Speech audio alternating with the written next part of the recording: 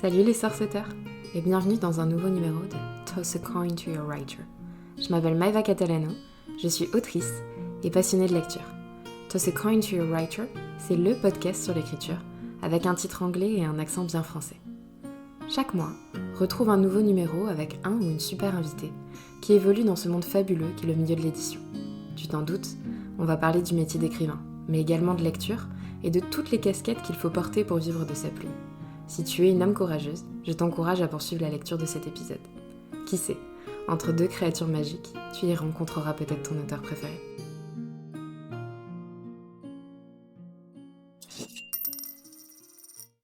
Bonjour à tous, j'espère que vous allez bien. Bienvenue dans ce nouvel épisode de Toss a Coin to Your Writer. Aujourd'hui, j'ai le plaisir d'accueillir Mareva May, qui est l'autrice de la duologie La sorcière et le protecteur aux éditions Nisha et également traductrice littéraire. Donc si la traduction de livres est un sujet qui vous intéresse, vous avez tout intérêt à écouter cet épisode. On va pouvoir rentrer dans le vif du sujet et voir un petit peu comment est le quotidien d'une traductrice, comment on travaille avec des maisons d'édition en tant qu'autrice et en tant que traductrice, bref, tous les petits secrets du métier. Et grâce à cela, on va parler par exemple de la traduction de romances historiques ou érotiques, mais également d'un point de vue écriture, de romances hétéronormées, de l'invisibilisation des personnages pansexuels et bisexuels, le fait de ne pas vouloir recommencer un manuscrit tout de suite après en avoir terminé un autre, de lire en anglais, comment commencer,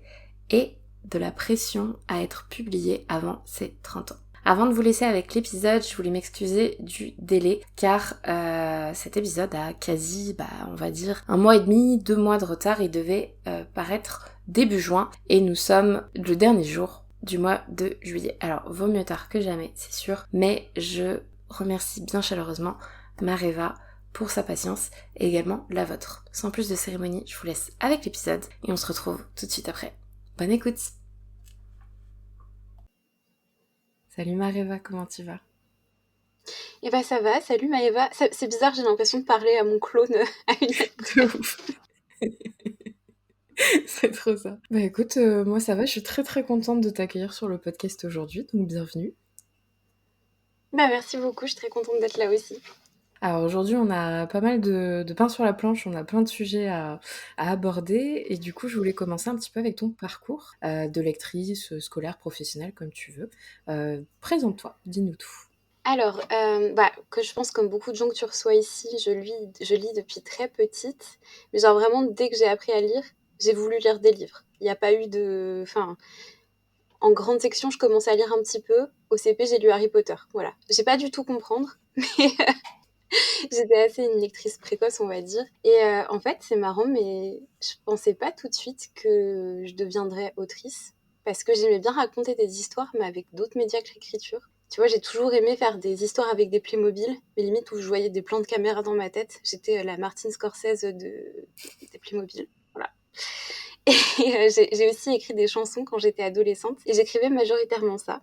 Alors j'écrivais un petit peu de fanfic avec des copines à côté, mais c'était pas sérieux pour moi, je me voyais devenir musicienne, enfin tu vois, artiste, interprète. Et j'ai même fait le conservatoire de musique actuelle de Villeurbanne pendant 1 an.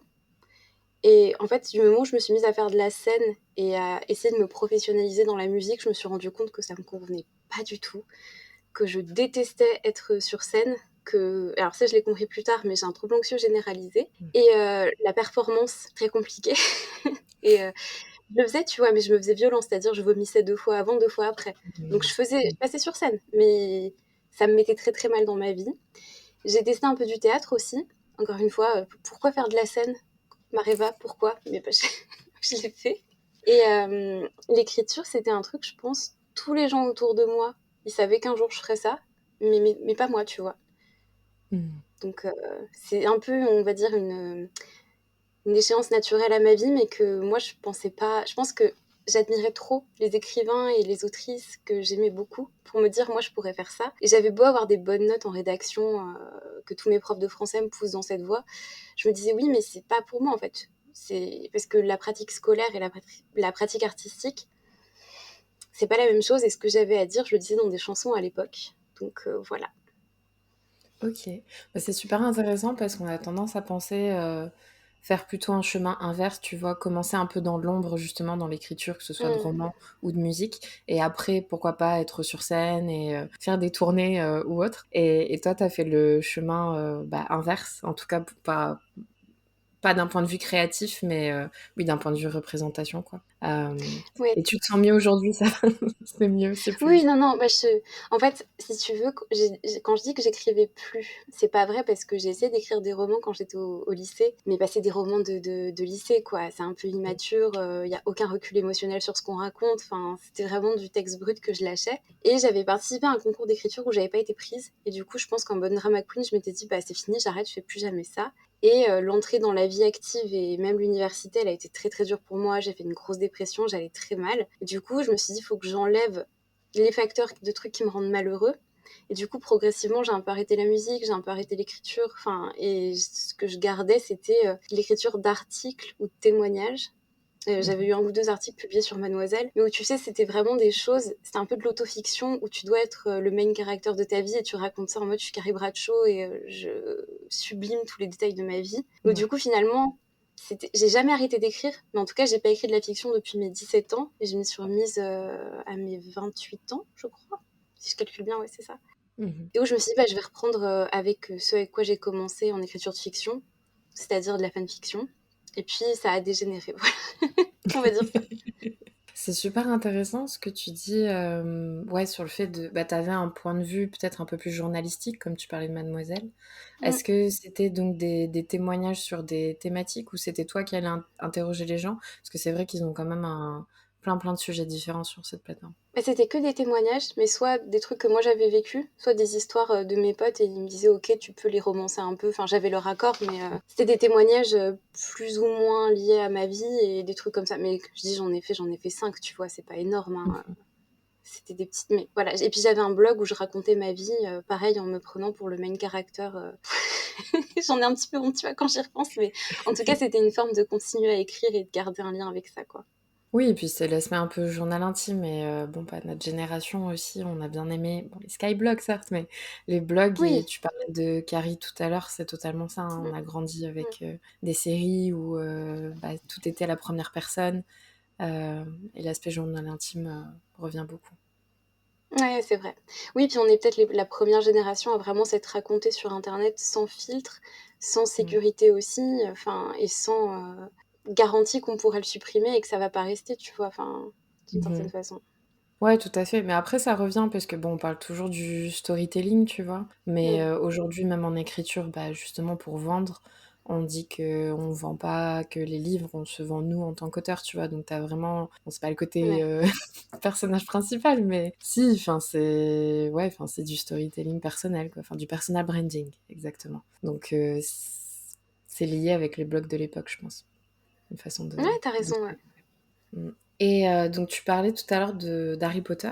Est-ce que c'est Oui. vraiment le premier roman ou la première saga que tu te souviens avoir lu, qui t'a marqué, qui a fait un petit peu cette passation, enfin en tout cas qui t'a donné le déclic en tant que lectrice, ou il y a eu des choses un petit peu en amont qui t'ont donné un peu Mmh. cette envie? Ben, ça fait partie des premières œuvres que j'ai lues et des enfin, en tout cas, des romans vraiment, pas juste des albums ou des trucs, très jeunesse, comme Le Club des 5 et tout ça. Je pense Harry Mm. Potter, ça fait partie des premières sagas d'imaginaire qui m'ont vraiment embarquée. C'est quelque chose dont je me suis un peu détachée aujourd'hui et je pense que le recul que moi, en tant qu'adulte, j'essaie de prendre sur la série à cause des positions politiques de l'autrice, Mhm. fait que, bah, mon regard sur ce que je ressentais pour ça enfant a un petit peu changé.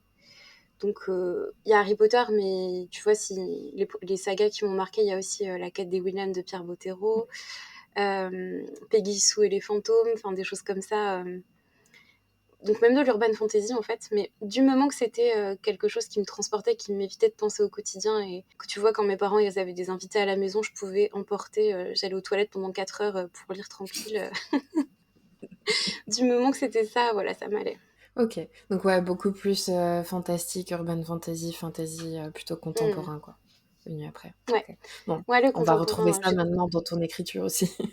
Oui, bah, après le contemporain, ça m'intéresse, tu vois? Une de mes autrices préférées, c'est Sally Rooney et elle fait, du Mhm. contemporain, Tout à fait. très, actuel et très sociétal et où au final, il y a aucun élément de fantaisie, mais les émotions des personnages sont tellement incroyables que du coup, enfin, tu vois, ça m'intéresse aussi. Mmh. Oui, pour les personnes, qui savent pas, c'est l'autrice, de Normal People qui a été adaptée en série. Bon, pas que, parce qu'il y a une autre, série, il me semble, qui a C'est été tirée. Conversation entre amis, je crois, qui a été Ouais, adaptée. c'est ça, ouais. Je l'ai pas vue encore celle-ci, mais je vous conseille, c'est très, très bien. C'est très cru dans les émotions. C'est un peu contemplatif parfois, mais c'est un exercice, en tout cas, c'est super intéressant à lire et à voir à l'écran aussi, Mm. pour les adaptations. Et bah, justement, comme tu as l'air d'avoir des goûts un peu opposés entre toi plus jeune, toi aujourd'hui, est-ce qu'il y a des univers qui t'inspirent, que ce soit voilà, ambiance, série, film, musique aussi, puisque tu es musicienne? Dans quoi tu puises ton inspiration? Bah, un peu tout. Et c'est vrai que, tu vois, quand j'ai des idées de romans ou d'histoires que j'ai envie de raconter, souvent l'inspiration part pas du tout de mes lectures. Parce que je les aborde avec, tu sais, le côté. Je dissèque un peu tout ce que je lis. Et c'est très Mhm. rare qu'une lecture m'emporte. Parce que, bah, vu que mes deux métiers, c'est lié à l'écriture, j'ai vraiment du mal à déconnecter mon cerveau. Et du coup, je me garde des heures de travail pour lire. Parce que pour moi, ça fait partie de mon métier de traductrice. Et du coup, mon inspiration, elle vient pas souvent de ce que je lis, mais plus de ce que je regarde, de ce que j'entends. Et donc oui, les films, les séries, les jeux vidéo aussi. C'est Mhm. vraiment, c'est un média moi qui m'absorbe. J'ai des troubles de l'attention aussi et tu vois un film par exemple, au bout de 2 heures, mon esprit part en vacances 15 minutes et après ça revient. Mais par contre le jeu vidéo, le fait d'avoir de la musique et des sons qui te canalisent, d'avoir le visuel, d'avoir aussi des choix à faire, de bouger avec mes mains, Mhm. c'est un des seuls trucs où pendant 4 ou 5 heures, je peux me déconnecter de mon corps, pas penser à ce qui m'angoisse. Et donc vraiment le jeu vidéo, c'est un truc dont je m'imprègne beaucoup. Et bah là, sur les corrections édito de mon roman, il y a deux, trois passages où mon éditrice, elle m'a mis là, ça fait un peu trop jeu vidéo, tu vois. Donc je pense du coup que ça m'a beaucoup parasité. Et le jeu de rôle aussi, j'ai du jeu de rôle sur table. Donc pour ceux qui ne voient pas, c'est ce que font les enfants de Stranger Things dans la scène d'ouverture du premier épisode. Donc c'est vraiment 4 ou 5 joueurs autour d'une table qui incarnent des personnages avec un maître du jeu donc qui nous raconte l'histoire et qui est le narrateur et nous on interagit avec et on joue vraiment au sein d'une histoire avec des jets de dés qui vont déterminer si nos actions réussissent ou pas. Enfin, un résumé très sommaire du JDR, mais voilà. Et ça, c'est quelque chose qui pousse beaucoup à l'improvisation en fait, et quand on est auteur, c'est super intéressant parce qu'on doit faire des plans des fois pour sortir de situations, trouver comment voler un document, assassiner quelqu'un, sauver quelqu'un. Et ça force vraiment à être hyper bah, spontané aussi dans les décisions qu'on va faire prendre à nos personnages, parce que des fois je réfléchis à la place de mes personnages comme si c'était des personnages de jeux de rôle, tu vois. Mhm. Et je réfléchis un peu en tant aussi qu'autrice en me disant, il pourrait avoir un super plan, et là il faut un échec critique, donc il rate. Mais ça conditionne pas mal ouais, mes réflexions d'autrice parce que, ou même des fois quand je fais du jeu de rôle, je me dis telle scène elle est trop bien, je vais la mettre dans un de mes romans quoi. Ça arrive. Ok, ouais, donc tu as plusieurs pans de ta vie qui se rejoignent de cette manière-là. Et sur les jeux vidéo, t'es porté plutôt sur quel type? Comme tu parlais, voilà, d'interaction, de Ouais. choix. Alors j'aime beaucoup les jeux vraiment purement narratifs comme Life Mm. is Strange ou la série Walking Dead ou The Wolf Among Us de Telltale. Telltale, c'est un studio qui a été racheté mais qui avait fermé il y a quelques années, mais qui faisait vraiment des jeux. Il n'y a pas d'action en fait, c'est vraiment on incarne un personnage et l'entièreté du jeu, c'est les relations qu'on développe avec les autres personnages et les décisions qu'on prend et qui ont des conséquences sur la fin de l'histoire. C'est un peu comme Detroit Being Human, mais Detroit c'est Mhm. beaucoup plus poussé, c'est beaucoup plus beau et c'est un super jeu. Et sinon, je suis assez portée jeu d'aventure à la Uncharted ou même Assassin's Creed, c'est un peu mes jeux de détente. Et Mhm. mon studio préféré, c'est Remedy Games, qui est un studio finlandais, et ils font des jeux. Mais en fait, c'est immersif au point où chaque document que tu trouves, t'as envie de les lire quand t'es fan de leur Ouais. univers. Et les jeux sont connectés entre eux. Et c'est le studio qui a fait Alan Wake, Quantum Break, Max Payne et Control. Et Alan Wake 2, ça a été une des meilleures expériences de jeu de ma vie que j'ai fait l'automne dernier. Je me levais, je ne me lavais pas, je faisais ça. C'était vraiment voilà, ça m'avait un peu transformée en ours des cavernes. Et j'ai eu 2 semaines de vacances où vraiment je ne faisais que ça. Et ça m'a hyper nourrie parce que les émotions brutes, tu vois, que j'ai ressenties dans le jeu, parce que c'est un jeu d'horreur, mais aussi très narratif où on joue un écrivain dont les écrits deviennent vrais à cause d'une puissance noire. C'est un peu un mélange de Twin Peaks et Stephen King. Mhm. C'est trop bien. Et genre vraiment, c'est quand un truc narratif m'obsède, j'ai envie de comprendre pourquoi et de disséquer et de me dire, je pourrais pas faire la même chose dans mes écrits, mais pourquoi ça m'a autant emporté, tu vois? Mhm. Ouais, c'est super intéressant. Je connaissais pas du tout ce type de jeu, donc je note. Ça peut servir pour plus tard. Avant de continuer, je voulais te poser la question du nom de plume. C'est une question que j'aime beaucoup Oui. parce que toutes les réponses sont ultra différentes. Donc ton nom de plume, c'est Mareva May, écrit Mae, Mmh. mais. Et je voulais savoir comment tu l'avais choisi. Est-ce que ça a été facile ou pas du tout? Ouais, c'est un peu une blague intérieure avec moi-même, tu vois? Une inner joke qu'il y a que moi qui comprends. Mais du coup, déjà j'aime pas mon nom de famille, que je trouve pas très joli. Donc Mareva, c'est mon vrai prénom et mon nom de famille, il est pas très élégant, quoi. Donc je me suis dit: «J'ai pas envie forcément qu'on puisse pas me retrouver sur les réseaux parce que si on veut me retrouver, on me retrouvera, enfin, c'est sûr». Mhm. Mais je voulais un nom de plume joli et j'adore, tu sais, le délire de super-héros de Peter Parker, Bruce Banner, Oui, enfin d'avoir, oui. les 2 lettres qui se retrouvent. Du coup, je cherchais un truc en M et bah, à l'époque, j'avais vu le film, Diamant sur canapé avec Audrey Mhm. Hepburn où son personnage, Holly Golightly, c'est son alias, mais je crois que son vrai prénom, c'est Lula May Mhm. et du coup, j'avais trouvé ça super joli et j'aime bien le prononcer May parce que, tu sais, c'est comme quand on écrit M-E-H pour dire que quelque chose est pas super. Donc c'est un peu une référence à mon syndrome de l'imposteur et je suis née au mois de mai aussi, donc voilà. Ok. Ok, donc c'est plusieurs choses que je rejoins. Mais c'est super drôle ce que tu dis par rapport au nom des super-héros. C'est vrai que, bon, du côté Marvel, Stan Lee avait bien mis ça en place. Bon, il y a un petit peu chez DC, mais j'essaye de faire ça avec mes personnages, mais plutôt entre les deux héros, pas leur nom de famille, Mmh. mais Louisa et Luca, là c'est Teresa et Tommy sur mon dernier manuscrit, tu vois, il y a Ah, les OK. qui se rejoignent. Mais oui, donc comme tu dis, ouais, Peter Parker et les autres, je trouve ça. J'aime bien. Ça fait très super-héros, comme tu dis. Donc, tu es une super-héroïne, très bien. Un petit peu. Pour la trad, est-ce que tu signes avec aussi ton nom de plume que tu utilises pour, enfin, pour tes romans, ou est-ce que tu utilises ton nom civil? Non, non, du coup, j'utilise le même. En fait, j'ai d'abord eu des contrats de Ok. traduction avant d'être publiée. Donc, c'est plutôt, j'ai gardé mon nom de traductrice pour l'écriture. Mais au final, j'ai vu que ça se faisait beaucoup. Tu vois, tu as des traductrices, autrices comme Mélanie Fazi, Michel Pagel, Sarah Doc qui ont déjà les deux casquettes. Donc, Mhm. j'ai vu que ça se faisait dans le milieu et que c'était apprécié, en fait, même des éditeurs quand on se présente pour publier un texte et qu'on dit je suis traductrice à côté. Il y a C'est pas forcément que ça va engager la qualité de notre plume, mais on va se dire ah bah telle personne connaît un peu les rouages du métier du livre et je pense que ça met en confiance aussi. Donc c'est plus pour moi du bonus que qu'un problème d'un côté ou de l'autre quoi. Ok, d'accord. Bah justement, on va parler donc de maison d'édition, puisque tu as bientôt un roman qui va paraître aux éditions Niche, etc. Est-ce que tu pourrais nous Mhm. pitcher ton livre La sorcière et le protecteur? Alors je suis très mauvaise en pitch, genre vraiment c'est mon angoisse première de quand je vais être en Comme tous salon. les... Ouais voilà, donc je vais essayer, soyez indulgents. Ce ne sera pas le meilleur pitch du siècle, mais on va faire avec. Donc en fait, c'est l'héroïne, c'est Yara, donc une jeune femme amnésique qui se réveille échouée sur une île désertique et qui est sauvée de la noyade par un homme qui lui dit s'appeler Cal. Et tout de suite, les deux, ils ont un peu des doutes l'un sur l'autre. C'est-à-dire qu'il y a le point de vue des deux personnages dès le début.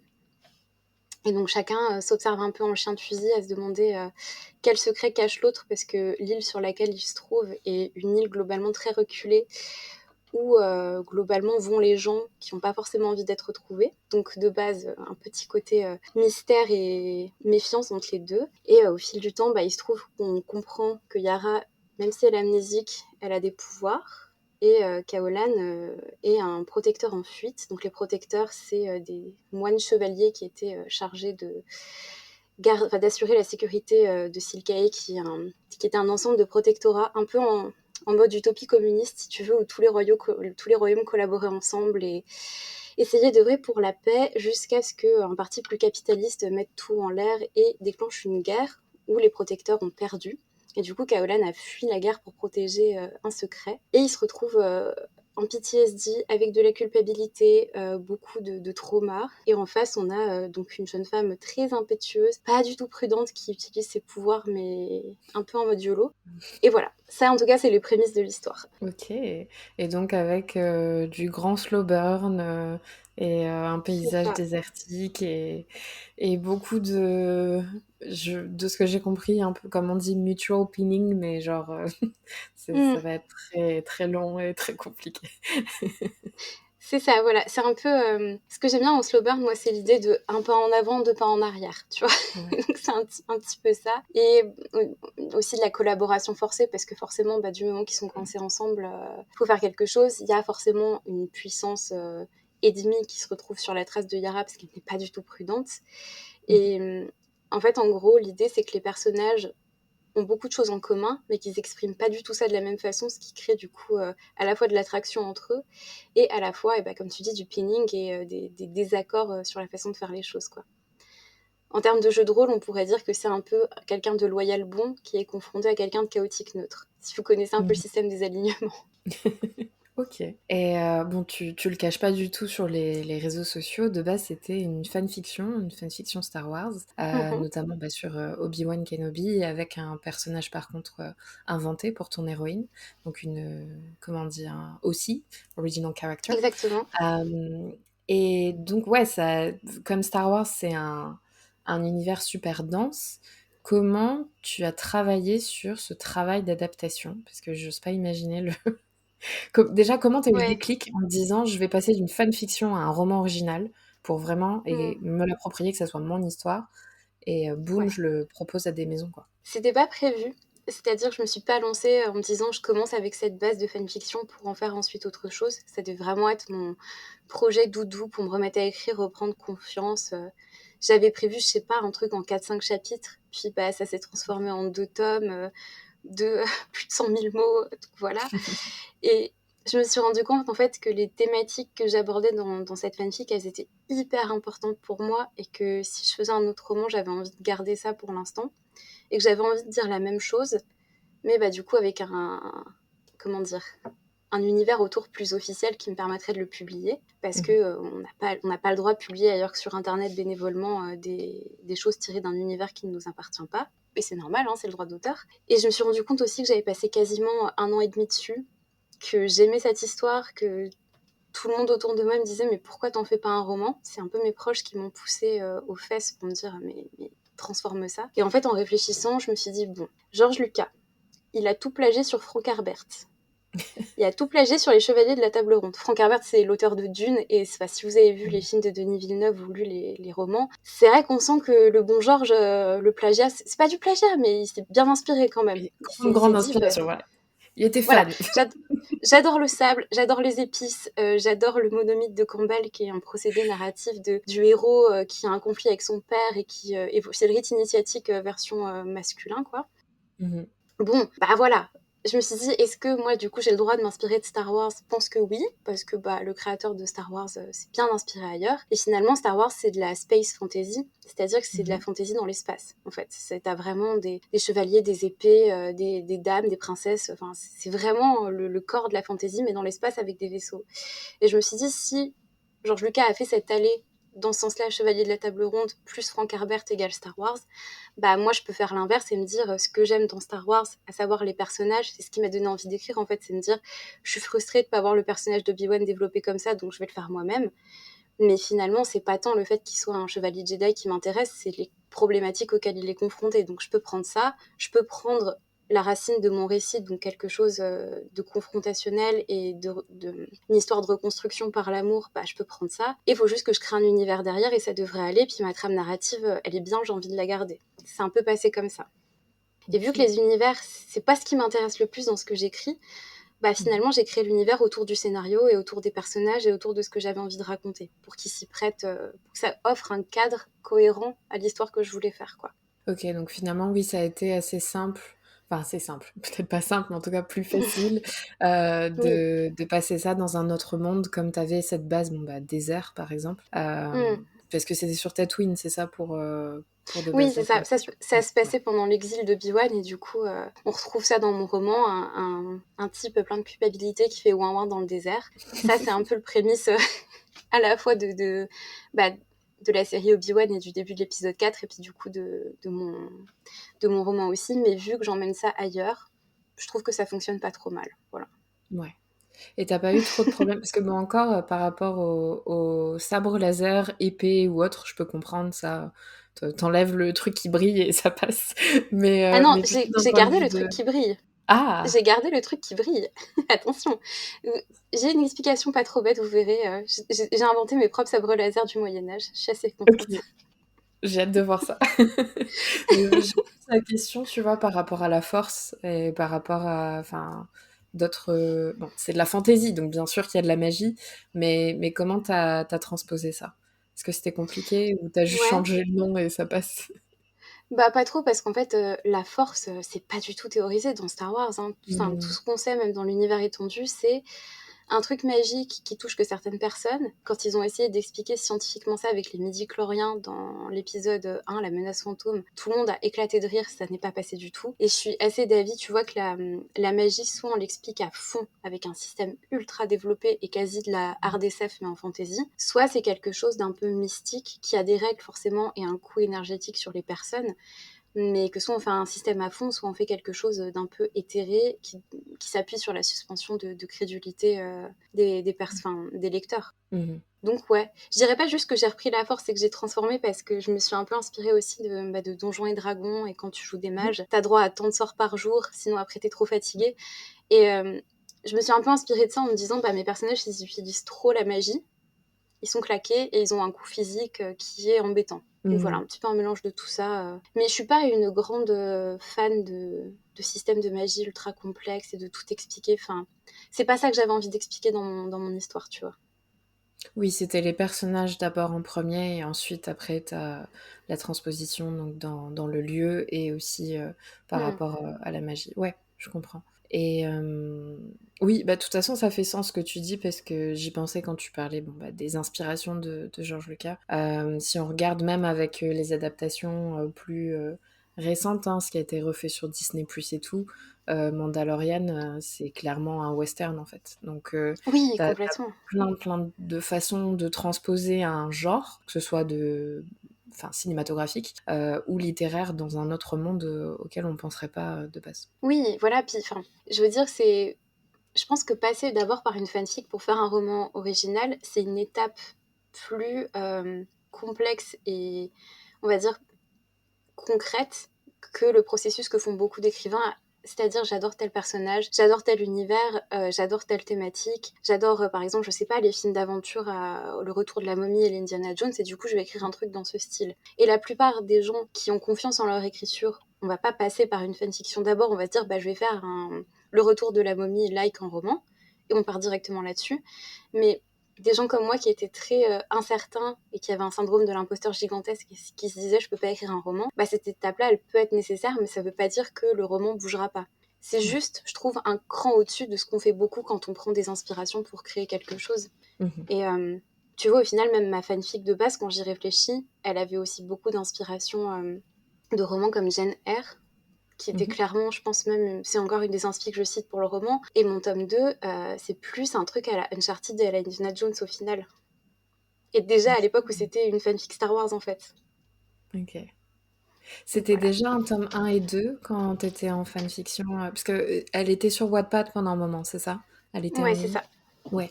Ouais, ouais. Est-ce que tu avais déjà ce plan de plusieurs tomes ou juste c'était une cinquantaine de chapitres et toi après tu as vu que il fallait le couper en plusieurs tomes? Non, c'était déjà tout structuré.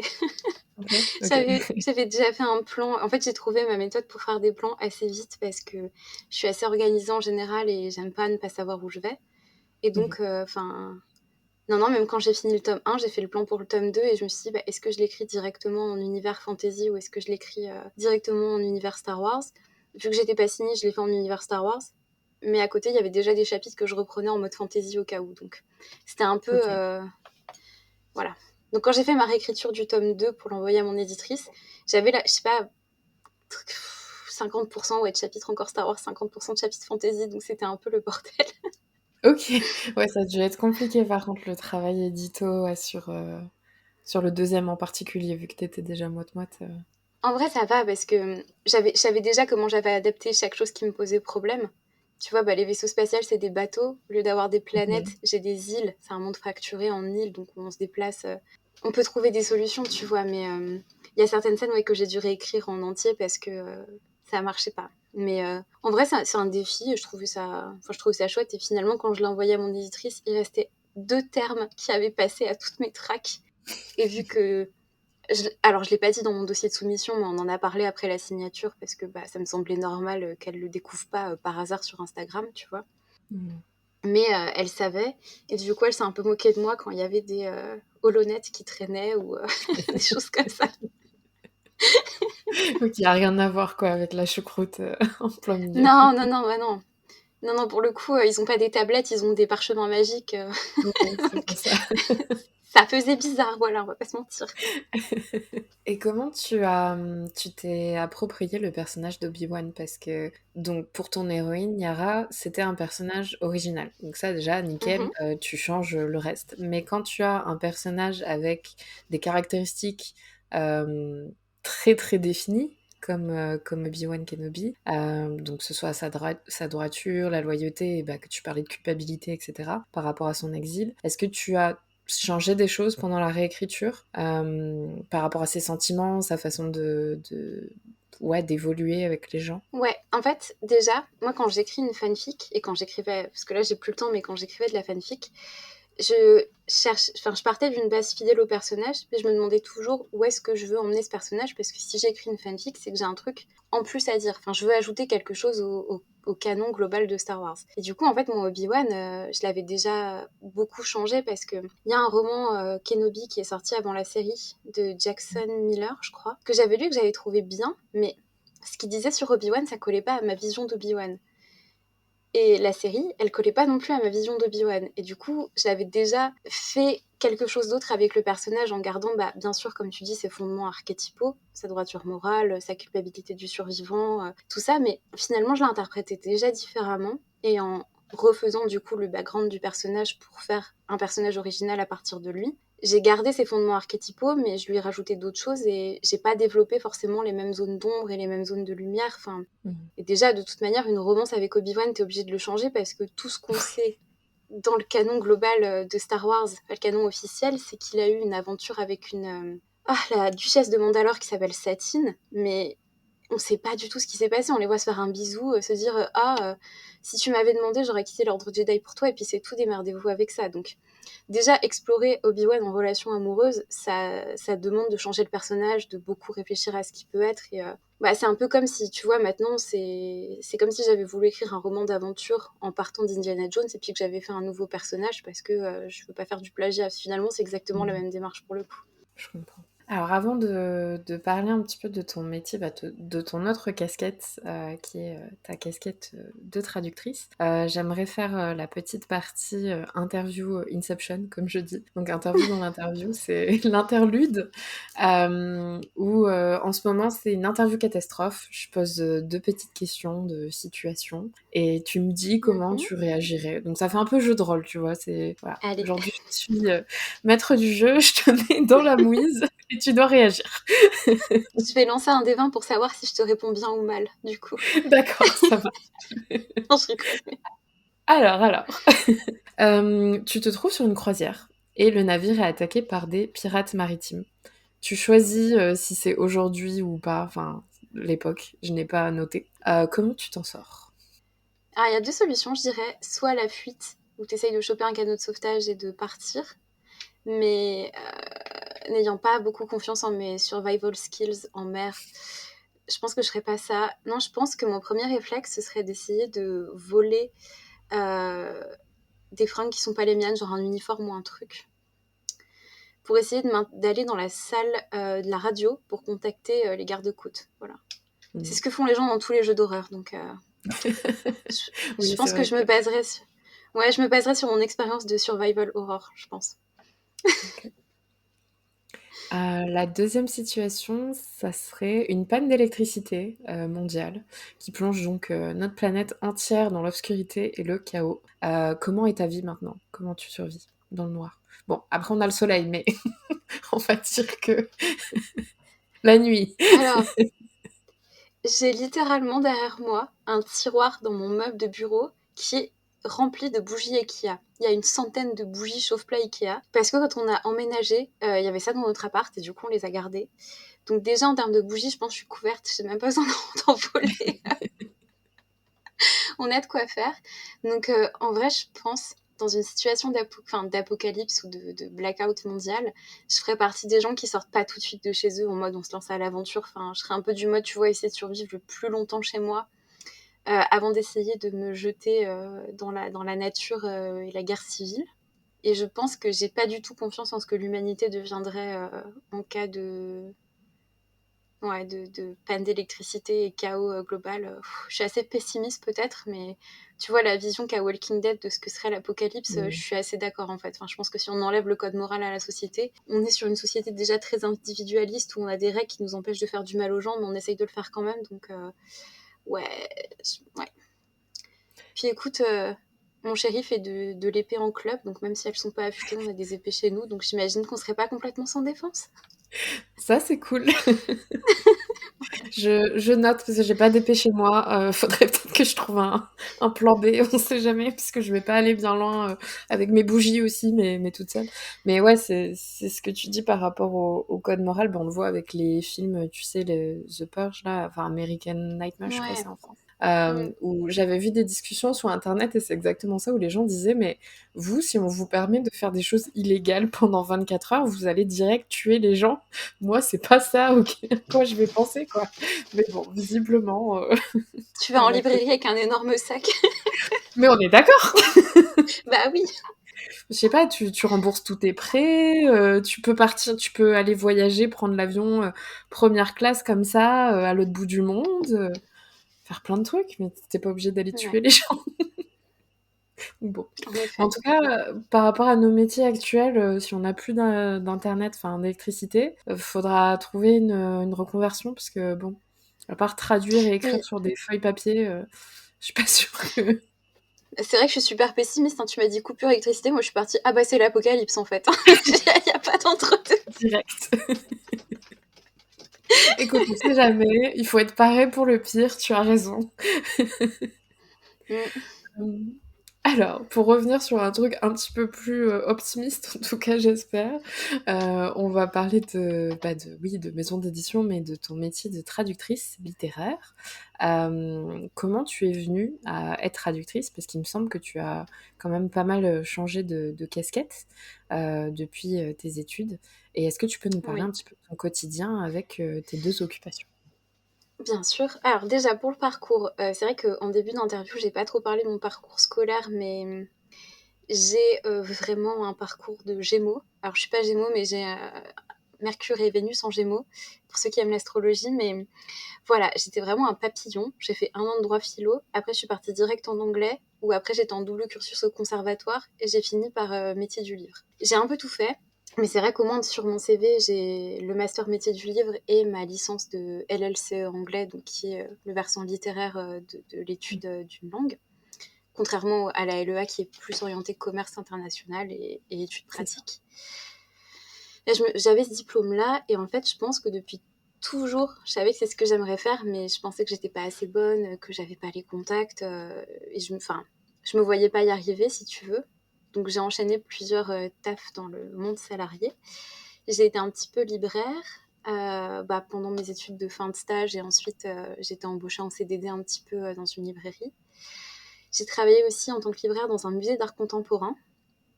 Alors là, je branlais rien de mes journées, hein. Vraiment, c'était... Il y avait personne.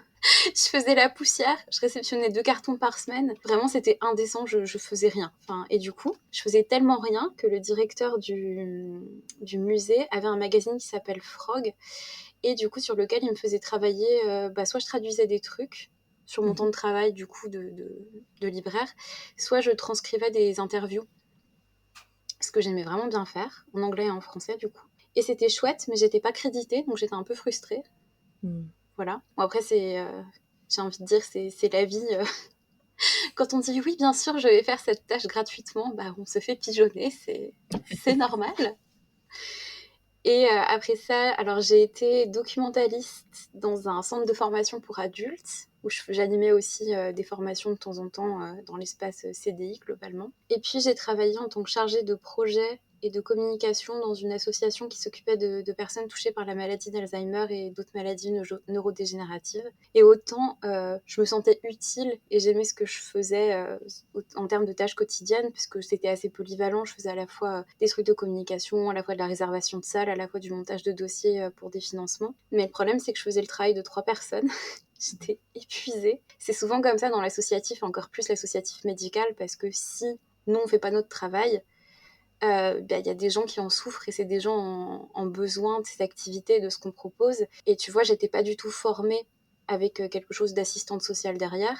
Mais quand ma collègue était pas là et qu'il y avait des gens en rendez-vous, c'est moi qui les recevais.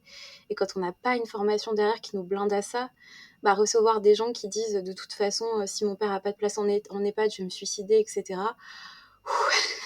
J'étais pas du tout formée pour ça et j'ai craqué. Alors, c'est un peu dark, mais ça me gêne pas d'en parler, mais j'ai des pulsions suicidaires depuis très longtemps et c'est un truc avec lequel j'ai appris à composer, mais être en situation de burn-out extrême avec du coup des pensées suicidaires qui revenaient où tous les matins je sortais du bus, je me disais ce que je me jette dessous. Voilà, mes proches sont intervenus, mon chéri m'a traînée par la peau des fesses chez le docteur qui du coup m'a arrêtée. Et qui m'a référée à la médecine du travail où j'ai eu la chance de tomber sur un médecin super qui a très bien compris ma situation, qui a très bien vu l'inadaptation de formation que j'avais par rapport au poste et qui m'a aidée à être en arrêt de travail puis en licenciement pour inaptitude à charge de l'employeur. Donc c'est tout simplement la médecine du travail qui dit vous avez cassé telle personne, licenciez-la quoi. Vraiment c'était ça. Donc j'ai eu la chance de pouvoir sortir de mon travail avec le chômage à côté, d'être entre guillemets sécurisée, de me dire là je peux tenter de lancer une activité sans que ça impacte ma stabilité financière. Donc j'ai répondu je me suis dit allez, ça fait des années que je me dis j'aimerais bien essayer d'être traductrice, j'essaye. Et j'ai répondu à un appel à candidature de chez Bookmark, où du coup j'ai été prise sur test de traduction et j'ai commencé avec eux. Et en même temps j'avais fait une vague de candidatures spontanées à plein d'éditeurs, mais vraiment en mode culot. Je vous envoie mon CV, qui est pas ouf, et un extrait de titre traduit. Je crois que j'avais traduit le prologue de The Love Hypothesis de Ali Hazelwood, parce que je trouvais qu'il y avait plein de défis de traduction dedans. Ouais. Et finalement, il y a une éditrice de chez J'ai lu qui m'a rappelé en me disant qu'elle avait adoré mon texte, mais que c'était pas ça au niveau des normes éditoriales. Et je lui ai dit, ça tombe bien, depuis j'ai traduit 2 romans, donc je sais comment ça marche. Ok.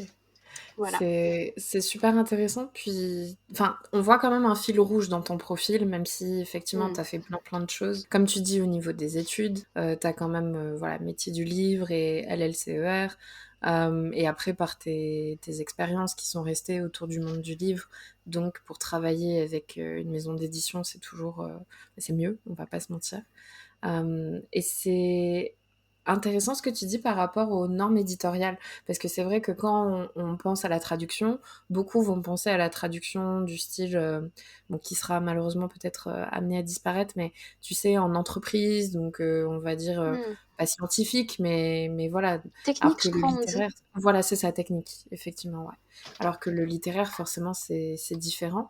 Donc, qu'est-ce qui va changer entre toi, tu traduis comme tu avais fait pour tes candidatures de ton côté et les normes qu'on peut te demander chez J'ai lu ou Bookmark? En fait, c'est pas énorme, mais c'est des petits détails qui montrent que tu t'y connais ou pas, un peu comme quand tu rends un manuscrit. Si tu as des tirets demi-quadratin, c'est mieux que d'avoir les Ok. tirets en mode liste de Word. C'est vraiment ce genre de choses. Mais moi, je suis vraiment partie au talent et je sais pas, j'étais dans une période de fébrilité de allez, j'essaye, et du coup, je me suis pas trop renseignée. Et même quand j'écrivais, mes textes c'était pas aux normes et je me suis renseignée dessus avant de soumettre. Et du coup, quand j'ai soumis, j'avais déjà un an de traduction derrière moi, donc ça allait un petit peu mieux, mais c'est des choses comme ça où tout bêtement, en traduction, tu sais, les dialogues à l'anglaise, c'est ouverture et fermeture des guillemets chaque fois que quelqu'un parle. Donc ça va être nanana, fermeture des guillemets, he said, she said, ouverture des guillemets, on continue sur la même ligne. En français, c'est une incise, et puis sinon, on revient à la ligne, on reprend le dialogue, et voilà.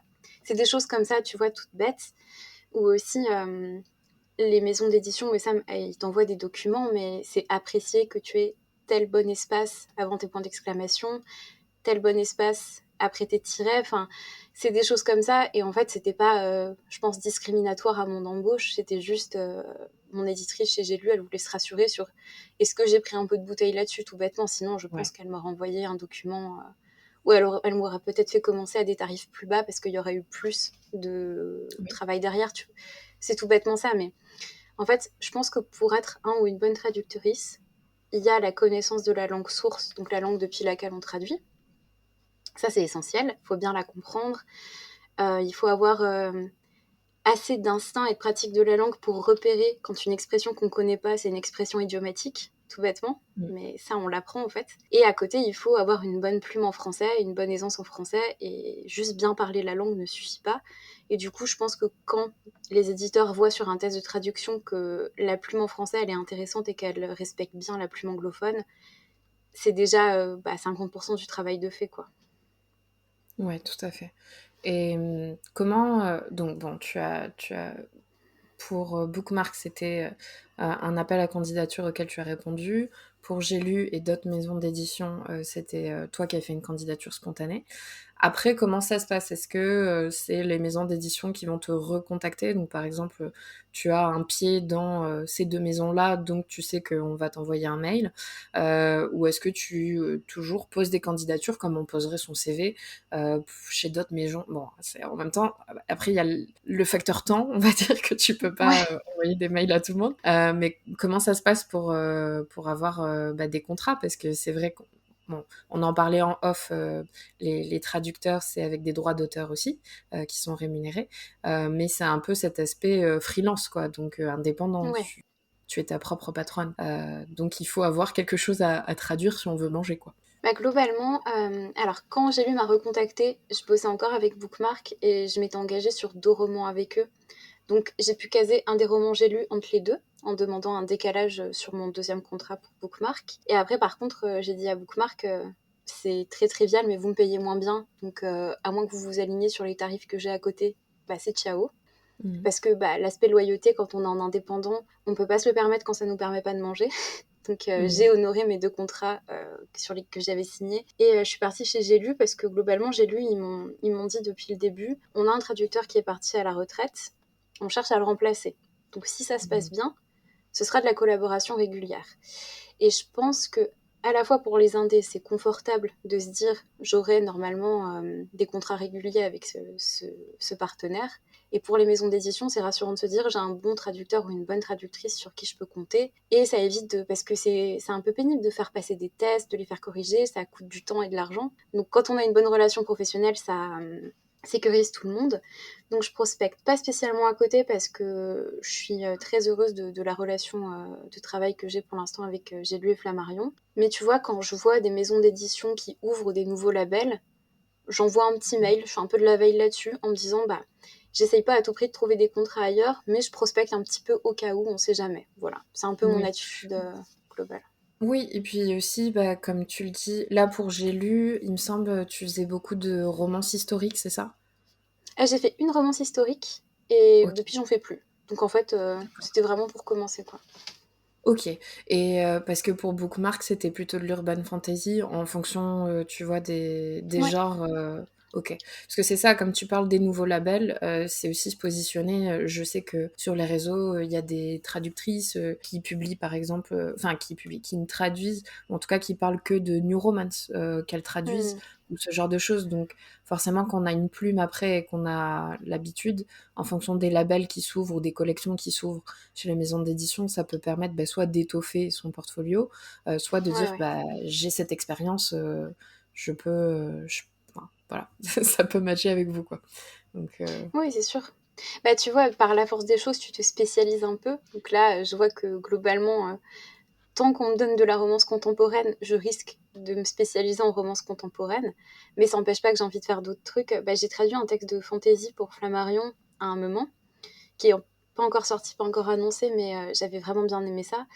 Et je me dis, dans une maison du coup qui brasse autant de catégories de textes, tu peux mhm. avoir la chance que des fois il y a un besoin qui se libère et qu'on te fasse passer. Et je pense qu'en tout cas, je devrais pouvoir étoffer mon CV chez eux. Mais c'est vrai que tu vois, j'aimerais beaucoup traduire du young adult. Donc quand je vois des nouvelles maisons young adult qui se créent, j'essaye de placer mon petit pion. Ça marche pas forcément, mais encore une fois, qu'on soit auteuriste, traductrice ou quelle que soit notre profession dans le monde du livre, les délais de l'édition, c'est un autre monde. Soit c'est très court, soit c'est tu as un mois pour nous rendre ton tome 2 modifié. Ça n'a pas été mon cas, mais ça peut être très court comme ça. Mais ça peut être ça après 6 mois de réponse pour un oui. Et je pense que c'est un peu pareil chez les... Enfin, quand on est indé, tu vois, ma candidature chez J'ai lu, ils m'ont contacté 6 mois après parce qu'il y a eu un besoin 6 mois après et que les profils intéressants, ils les gardent dans un, je sais pas, un dossier. Enfin, on sait pas comment ça fonctionne, donc je pense que placer ses pions, c'est pas une mauvaise chose, ça engage à rien, mais bon, voilà. Oui, ça peut servir pour plus tard, quoi. Et au niveau de la rémunération, si c'est OK pour toi d'en parler, comment... Ouais, bien sûr.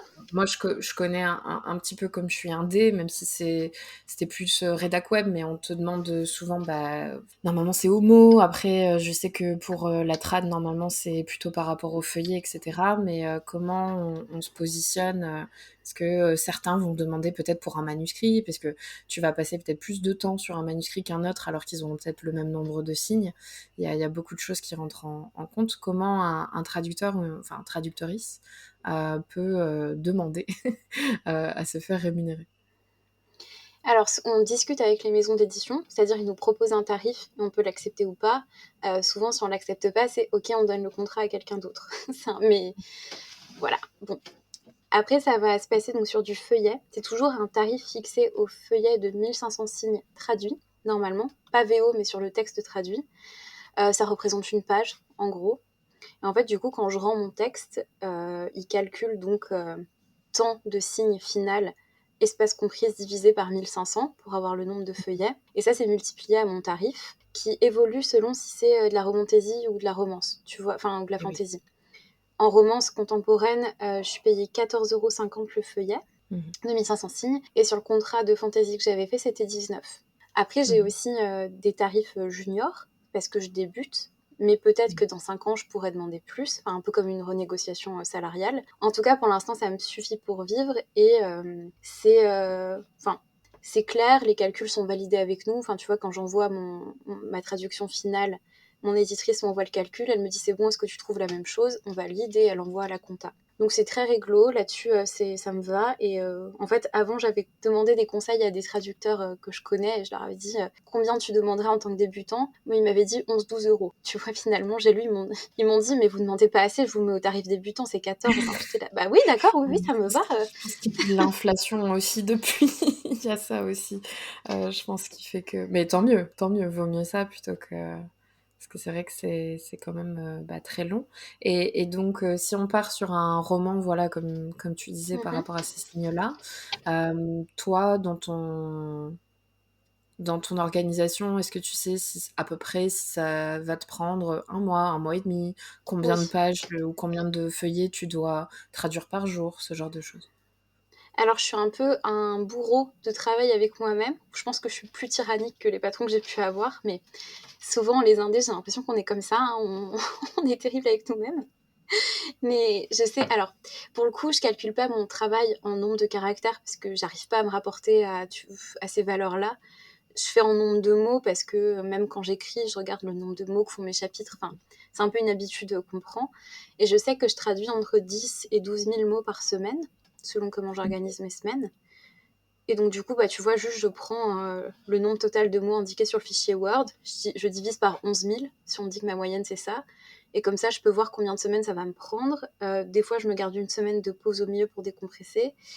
Et je me rajoute une semaine à la fin pour la relecture, puisque je relis une fois tout mon texte, je le passe sous antidote et je le clean un peu. Même si par en relecture et correction, j'aime bien rendre un truc bien et le plus léché possible.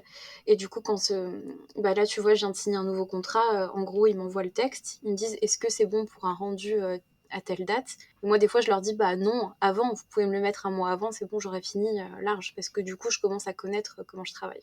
Ok, d'accord. Et donc en fait, après, ça se négocie comme un contrat de roman, c'est-à-dire que t'as pas un salaire mensuel, ça va être au Non. rendu de... Ok, d'accord. J'ai plein de questions. C'est passionnant. Pour faire un petit point, parce que je disais que j'étais payée en droit d'auteur sur mes traductions. Mhm. Alors oui, mais parce qu'en fait, en édition, quand on est romancier, on va avoir un avaloir sur nos droits d'auteur qui souvent est petit, à moins qu'on soit un très gros auteur très connu ou une très grosse autrice qui vend bien et où les maisons savent qu'on va beaucoup vendre, donc l'avaloir est plus gros. Et ensuite, une fois que les romans sont vendus, il y a un certain montant qui est généré par livre. Souvent, c'est 8-10% du prix du livre. Et une fois que la somme des livres vendus et de nos droits d'auteur rembourse la valoir, on touche des droits d'auteur. Ça, c'est comme ça quand on est auteurice. En tant que traductrice, on est plus considéré comme des personnes sérieuses avec un vrai métier. c'est triste à dire, mais on touche des très gros avaloirs qui seront jamais remboursés, en fait.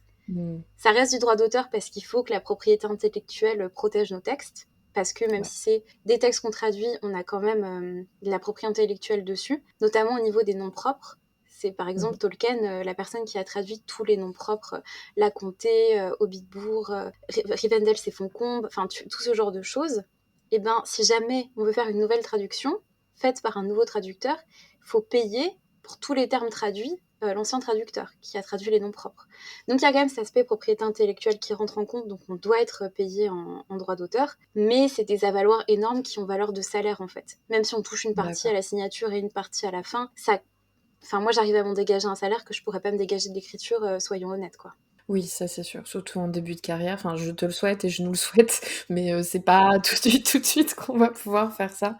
Sachant qu'en plus, tu parles d'avaloir, mais il y a des maisons les plus petites, même les plus grandes. J'ai eu des propositions, les avaloirs sont ridicules. Donc ça dépend vraiment des maisons où il y en a, tu vas vraiment avoir 100 € et 2 cacahuètes, et d'autres, tu vas avoir quelque chose d'un peu plus confortable.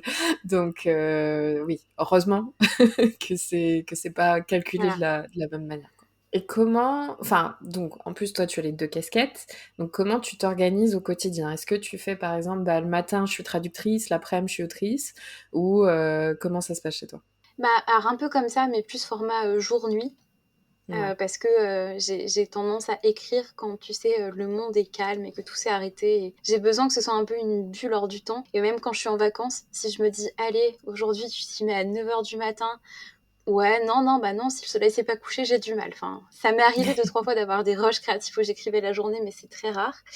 Donc souvent, quand tout va bien, je traduis la journée. Si je finis tôt, j'essaie d'écrire un peu le soir. Et sinon, je me fixe au moins une ou deux séances d'écriture par semaine. Puisque je suis lente quand j'écris, mais j'aime bien avancer régulièrement. Donc je sais pas, une bêtise, mais le jeudi soir, mon chéri est à la salle. Donc je me dis, je prends la soirée pour écrire. Puis je me mets aussi le mardi. Et puis le dimanche, et puis j'avance comme ça, tu vois, en me fixant des plages d'écriture. Ou quand je m'y mets, même si j'ai pas envie, même si je procrastine, même si j'angoisse, au pire, je prends une tisane, un Xanax et j'arrive à m'y mettre. Enfin, j'essaye, tu vois, d'avoir une discipline là-dessus, mais je sépare bien de mon temps de travail. En ce moment, j'essaye de faire des semaines de 4 jours sur la traduction pour prendre mon vendredi pour l'écriture. Pas forcément pour de l'écriture pure, mais là, tu vois, ça fait depuis janvier où je suis sur l'édito de mes 2 romans, donc ça faisait du bien, cette journée-là. Et aussi, j'ai tendance à... Donc, j'ai des dates de rendu sur mes contrats. Et souvent, je vais rendre mes contrats 15 jours à 3 semaines en avance. Comme ça me fait pas des vacances, mais ça me fait du temps que je peux dédier à l'écriture et au développement de mes activités. Donc voilà. Un peu en mode fuite en avant pour avoir du temps pour écrire. C'est ça, ok. Et dans ton métier donc de traductrice, est-ce qu'il y a un truc que tu adores faire, ou au contraire qui t'énerve? Je sais qu'on avait parlé un petit peu des scènes érotiques sur Insta. Donc voilà, est-ce que parfois c'est... Enfin, est-ce que finalement ça t'aide aussi pour l'écriture, ou est-ce que ça te bloque? Enfin, voilà, Ouais, le positif alors, et le négatif. je pense qu'il y a un peu les deux. Alors, déjà, ce que j'adore, c'est les phrases intraduisibles. Ce qui n'est pas vrai, tout est traduisible, mais quand je vois une phrase et que je me dis oh, elle est horrible, j'ai un instant de satisfaction où je sais que je vais bloquer un quart d'heure dessus, mais quand je trouverai la solution, j'aurai l'impression, tu sais, d'avoir résolu une équation mathématique, alors que je suis nulle en maths. Mais c'est un peu des équations linguistiques où quand tu les lis, tu te dis oh, le jeu de mots, il est horrible, et ça, c'est très fun. J'aime beaucoup faire ça. J'aime beaucoup quand il y a de l'humour à traduire, parce que je trouve que c'est le plus dur de traduire quelque chose de Ouais, drôle. Mais du les coup, je jeux de m'amuse mots. beaucoup. Oui, voilà. Mais j'aime beaucoup ça. Ce que j'aime un peu moins, c'est les tics de langage des autoristes, parce qu'on en a tous et toutes, mais je les repère. Vraiment, Chaque roman, il y en a un nouveau. Des fois, c'est secouer la tête, des fois, c'est plisser les yeux. Et là, sur le dernier que j'ai traduit, c'était remonter la bandoulière de son sac. J'étais là, mais arrête de toucher ton sac. Arrête, ça suffit.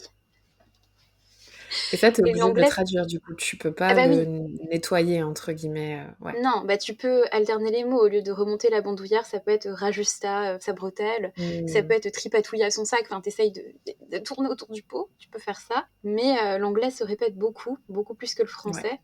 Et il y a un jeu, c'est trouver des incises de paroles variées mais cohérentes avec les dialogues. Parce qu'en anglais, c'est he said, she said, donc dire c'est ça. ou demander. Ou insister. Des fois, insister, ils aiment bien. Mais tu te retrouves avec un panel de 5 verbes de parole où, du coup, toi, en tant que traductrice, tu dois développer parce que en français, on n'a pas du tout les mêmes attentes et les lecteurs seront énervés s'ils ont dire 14 fois sur la même page, quoi. C'est ça. Donc, voilà. Ouais, c'est vrai que en français, on est beaucoup plus à cheval sur ça. Parce qu'on Mm. pense que utiliser... Bon, après, si c'est 14 fois dans la même page, je peux comprendre, mais on a tendance à penser que utiliser, dire et compagnie, c'est pas assez bien. Il faut à tout prix Ouais. d'autres incises. Alors que des fois, le simple, c'est bien. Mais c'est vrai aussi, comme la construction des dialogues n'est pas la même, euh, ça joue. Ça joue, ça Ouais, joue. ouais. Et des fois, tu vois, tu es obligé de transformer ce qui va être une incise de dialogue. Toi, tu es obligé de le transformer en phrase de narration qui coupe le dialogue pour justement Mm. mettre une respiration dans le texte parce que le dialogue est plus haché en anglais. Et nous, en français, on a plus des trucs compacts quand tu rajoutes des incises à rallonge et tout. En fait, c'est mieux de mettre dit-il, retour à la ligne, il passa une main dans ses cheveux, plutôt que mettre Ouais, dit-il en passant une main dans ses cheveux quand le dialogue est déjà long et un peu lourd, quoi. Mais ouais. ça, c'est. Tu sais, il y a un peu deux approches de la traduction. Il y a l'approche sourciste, donc qui est respecter absolument à tout prix le texte VO, quoi qu'il Mhm. arrive. Et il y a l'approche cibliste, qui est plutôt penser au confort des futurs lecteurs. Et tu vois, on peut trouver un entre-deux, mais moi, j'essaye vraiment de penser au confort des futurs lecteuristes tout en trahissant pas le texte d'origine. Mais des fois, c'est vrai que tu te dis une adaptation, elle est inévitable pour que ce soit pas trop pénible Ouais. de mettre des périphrases parce que quand on dit 14 fois son frère, son frère, son frère, ben t'essayes de mettre son prénom des fois, tu vas mettre son frangin, son cadet, enfin t'essayes de trouver des trucs Mm. pour penser au confort du lecteur alors que oui, si t'étais vraiment sourciste à fond, bah t'écrirais son frère à chaque fois mais c'est un peu pénible à lire en français quoi. Oui, oui, bah, c'est ce qu'on dit un petit peu pour tout ce qui est bon, interprétation, interprétariat, où bah, des fois tu peux pas traduire. À l'oral, c'est encore différent, mais tu peux pas traduire à 100% tant que le message de base passe et que enfin voilà, t'as pas tout transformé, c'est le plus important. Mais c'est vrai qu'avec l'écrit, bah tu peux comparer quoi. Tu peux littéralement avoir, enfin, un lecteur peut acheter la VO et la VF et comparer côte à côte, voir si c'est respecté ou pas. Et je sais qu'il y a eu quelques scandales dans l'édition française où justement il y avait des choses qui avaient été complètement coupées. Donc ça, c'est autre chose. Hein, c'est pas. Ouais, c'est de la responsabilité de l'éditeur ça pour le coup, Voilà. ouais. Faut Mais je qu'on pense que coupe. c'était plutôt au niveau des corrections, parce qu'il y avait aussi certaines scènes plus adultes, enfin ce genre de choses. Hmm. Mais ouais, c'est compliqué quand même. Et puis surtout, je pense que ça serait une de mes hantises en tant qu'autrice, tu vois. Tu sais, t'es trop contente que tes romans ils soient publiés dans d'autres langues, mais tu te dis Hmm. merde, si mon roman il est, bah genre, il passe par un boucher qui enlève plein de trucs, parce que la langue française est grave compliquée à traduire. Enfin, je dis pas que c'est plus facile de Ouais. traduire anglais vers le français, mais il y a certaines choses où c'est plus simple. C'est vrai que le français, on a des façons de parler un peu alambiquées parfois et l'écrit, voilà. Donc, Ah mais ça c'est c'est un une de truc auquel mes hantises. je pense tout le temps. Je me dis, si jamais j'avais la chance que mes romans soient traduits en anglais un jour, c'est très rare. En français, on est plutôt traduit vers l'italien, Ouais, l'espagnol, l'allemand des fois, mais un peu on l'allemand, ouais. s'exporte très, très peu dans les milieux anglophones parce que bah, c'est eux qui dominent le marché. Donc voilà. Mais je me dis, les passages de vouvoiement à tutoiement, où les personnages se disent, bon, peut-être faudrait qu'on se tutoie. Dans ces cas-là, tu penses aux traductrices anglophones et tu te dis, vous avez pas ça, vous. Ouais. Alors qu'à Mais en l'inverse, souvent. français... Oui, vas-y, pardon. Pardon, non, vas-y. Non, non, j'allais dire justement, c'est la beauté de la langue française sur ça, quand bah, enfin, t'es dans un slow burn ou quoi, donc pas l'historique parce que ça reste vous, mais où t'as justement cette familiarité qui arrive où tu dis, oh, ça y est, il y a un rapprochement dans Mmh. la langue et du coup dans les personnages, et tu vas pas l'avoir bah, en anglais, et c'est dommage, quoi, ça apporte une autre, ouais, comment dire, une autre couche, on va dire, de sentiments au personnage. Et en français d'ailleurs, c'est toléré par les éditoristes qu'on le rajoute, hein. Des fois, on va juste rajouter une ligne, on peut se tutoyer, et après on bascule au tutoiement pour l'expliquer au lecteur. Mais quand on sent, tu sais, c'est un peu de l'instinct de traducteuriste de dire ah là, il y a un cap qui a été passé. Ça, d'ailleurs, dans ces cas-là, tu sais, on met un commentaire dans la marge. Dès qu'on change un truc sur le texte, on met un petit commentaire Word en mode coucou mon éditrice, j'ai changé ça, est-ce que ça te va? Pour qu'ils aient Mm. le. Ben, vu qu'on trahit un peu le texte, il faut que l'éditoriste le valide. Mais ça c'est un truc que je fais souvent en romance contemporaine parce que des inconnus qui se vous voient, ça peut pas durer tout un roman sur de la romance contemporaine, quoi. Oui, et puis en même temps, tu vas pas tutoyer le premier inconnu. Il y en a qui le font, mais on va dire que en fonction du contexte, tu peux pas avoir deux personnages qui se rencontrent et qui se tutoient dès la première phrase, quoi. Non, ça peut le faire dans un contexte, par exemple, campus ou lycée, Mm. où pour le coup, au lycée, tout le monde se tutoie, donc c'est pas... Enfin, à part un prof. Mais bon, romance prof-élève au lycée, j'aurais pas très envie de traduire ça, parce qu'éthiquement, je me sentirais pas bien. Non, Mais voilà, je peux comprendre. normalement, c'est des cas plus permissifs là-dessus. Tu me parlais des scènes de sexe tout à l'heure, et c'est vrai que ça, c'est mon pet peeve dans les scènes d'intimité. Quand en anglais c'est explicite, je déteste on atténue ça avec des périphrases à la son bouton de rose, euh, son manche, je sais pas, son montagne de chair. J'avais vu quelqu'un qui en parlait Ah, sur c'est TikTok où horrible. j'étais Ouais, là, ouais. mais qui peut dire ça? Pourquoi vous faites ça? Ou alors c'est pour parler des tétons, ils vont trouver, je sais pas, sa cerise sur le gâteau, tu vois, un truc comme ça, t'as envie de dire, mais non, ne faites pas ça.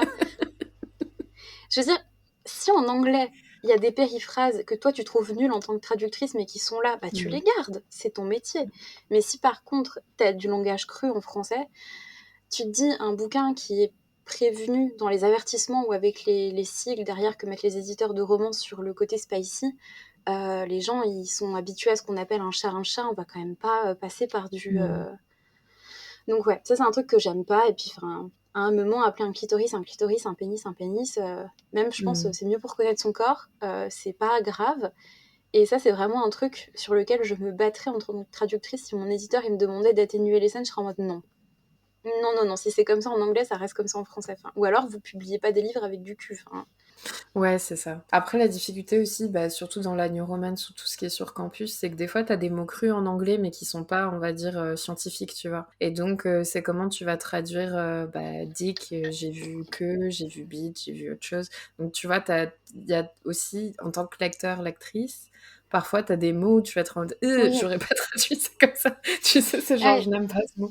Donc ça, c'est encore différent, ouais. parce que c'est pas des périphrases, mais c'est du vocabulaire, Non, ça genre, c'est. Ouais, c'est plus de la sensibilité de registre de langue, je pense. Ou ouais. pour le coup, là, tu peux dire le lectorat est pas prêt à ce qu'on utilise le même registre de langue, quoi.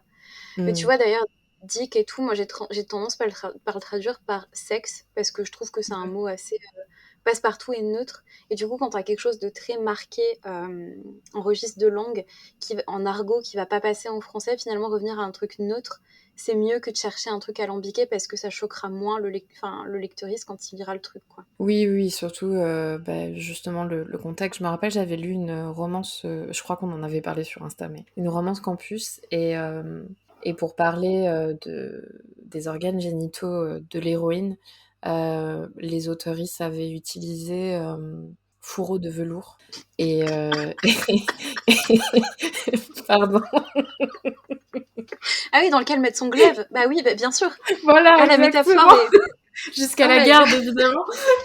Oh, ne faites pas Mais c'est ça. juste, je me rappelle que ça m'avait complètement sorti de la lecture parce que, bon, à la limite, dans du fantasy médiéval, pourquoi pas?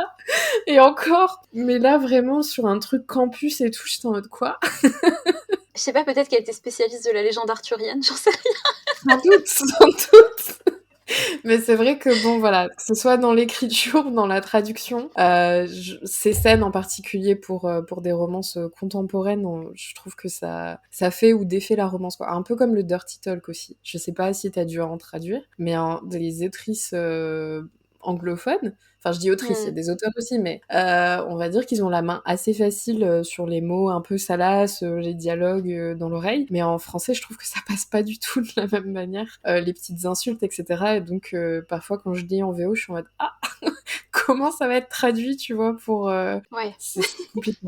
Ça va, j'en ai pas trop eu du dirty talk. J'ai plus eu des commentaires, genre, du personnage masculin qui essaye de mettre l'héroïne à l'aise. Mais moi, ça me Mm. mettait pas du tout à l'aise en lisant. Donc finalement, tu sais, je me dis, bah, ça me fait cringer en anglais, donc on va garder un truc un peu cringe en français. Pour le coup, bah, ouais, voilà. Enfin, j'essaye de pas Ouais. changer le texte. C'est quand ça me provoque une réaction en tant que public, ben, je me dis, faut la garder, même si elle me plaît pas. Voilà. T'as eu déjà des retours sur tes trads? C'est rare, je pense, mais comme t'es sur les réseaux et que tu en Oui. parles, je me pose toujours un peu la question, tu sais, des gens qui... Enfin, avant, c'était un peu plus mystérieux comme métier, on va dire, t'allais Mm. pas envoyer une lettre, voilà, au traducteur d'une grande saga ou quoi. Mais aujourd'hui, c'est un peu plus accessible, donc est-ce que t'as eu des commentaires? J'ai lu le livre que t'as traduit, ce genre de choses. Eh ben oui, écoute, j'en ai eu sur la saga Fever que j'ai terminé de traduire pour Bookmark. En fait, ça a été publié chez J'ai lu avant, jusqu'au tome 9. Et les tomes 10-11 ont été rachetés par Bookmark parce que J'ai lu avait cessé la publication. Et du coup, j'ai Mhm. repris. Pour le coup, j'ai eu 2-3 lectrices parce que c'est une saga assez populaire en France qui m'ont écrit pour me dire qu'ils avaient bien aimé les choix que j'avais faits, que c'était plus frais que les tomes précédents, mais qui ont été traduits il y a 10 ans, donc enfin forcément Mais ça joue. Mhm. ça joue. Mais ouais, j'ai eu 2-3 commentaires de lectrices là-dessus. Et sinon, sur les autres choses que j'ai traduites, pas encore. Mais en même temps, je réfléchis, j'ai que 4 romans sur 6 que j'ai traduits qui ont été publiés. Donc au final, c'est... Enfin, sur 7 maintenant, mais voilà. Ça prend le temps aussi Ouais. à côté. Et oui, parce que toi, forcément, tu as tes contrats, mais après, bah, il y a toute l'étape, on va dire, traditionnelle, donc correction, et après, bon, BAT, etc. Donc ça, c'est plus avec toi, mais tu peux aussi bien traduire un livre et il est publié que 6 mois, un an plus tard, c'est ça? Et ça peut même être plus parce que là, pour le coup, Ah en ouais. termes de décision commerciale, c'est pas avec moi qui s'engage à publier le livre dans telle date, comme c'est le cas dans un contrat d'édition pour un titre francophone où on signe avec l'autoriste. Là, c'est plus de négocier avec l'agent Mhm. et du coup l'autoriste VO. Mais moi, je suis pas inclus là-dedans, donc tu vois, j'ai rendu un texte où on était là, il me le faut absolument pour l'automne. Je l'ai rendu à l'automne. Puis finalement, ils ont décalé le calendrier éditorial en accord avec l'autrice américaine. Ils ont refait leur catalogue de publication et il va finalement sortir plus d'un an après que j'ai rendu le manuscrit et bah c'est comme ça en fait. Enfin, après ça change pas grand chose, hein. C'est juste que quand je vais relire l'étape de la relecture, parce que c'est la seule dans laquelle je suis inclus, il y a quelqu'un qui Mhm. compare la VO à ma traduction et moi je dois Mhm. valider ou pas ces modifs. C'est là en fait que j'ai un droit de regard. Je vais la Mhm. voir un an et demi plus tard, je vais être en mode bon bah d'accord, je me souviens Ouais, plus quoi. détaché du texte, quoi. Mhm. Oui, forcément. Oui, bah, et après, toi, de toute façon, ça n'a plus d'incidence, parce que comme enfin, t'es payé au contrat bien avant, c'est juste après une Oui, autre étape. Voilà. c'est ça. Et heureusement, parce Ouais, que t'imagines si tu devais attendre que ça soit publié pour être ouais. payé. Ah non, ce serait pas tenable. Après, t'as envie d'avoir le bouquin dans ta bibliothèque quand même pour Bien le sûr. montrer et dire regardez, c'est moi qui l'ai un peu fait. Bah oui, la plume, de toute façon, du ou de la traductrice joue. Et c'est pour ça que je pense parfois on passe à côté de certaines sagas ou certains livres si on n'aime pas Mm. forcément la trad, quoi. Donc, Ouais, ça arrive. Ouais. et ça va au niveau... Bon, ça c'est un questionnement un peu philosophique, je sais pas, mais au niveau de la pression de la trad, tu vois, comme tu dis, tu t'as pas envie de traduire le texte, Mm. pas de trahir le texte Ouais. et l'auteur. Est-ce que t'as une pression un peu de te dire, bon, peut-être il y a quelqu'un qui va pas aimer. Bah alors ça Comment... m'arrive d'avoir peur de pas rendre justice ou de pas y arriver, mais en fait, vu que je me fixe des délais de bourreau, il y a un moment où en fait il faut que j'avance si je veux finir ma semaine. Donc dans ces cas-là, mais les doutes sont toujours présents, mais tu sais, l'anxiété pour moi c'est des jauges, et du moment que une jauge d'anxiété est plus remplie que l'autre, genre ah je vais être en retard, ça prend le dessus et du coup je cravache et souvent c'est les moments où je traduis le mieux. Donc voilà. Mais j'ai traduit un roman de fantasy pour Flammarion et je trouvais la plume superbe. Et c'est vrai que du coup, des fois, je passais un peu plus de temps sur certaines phrases où je me disais vraiment la phrase elle est magnifique, je veux pas la saccager quoi.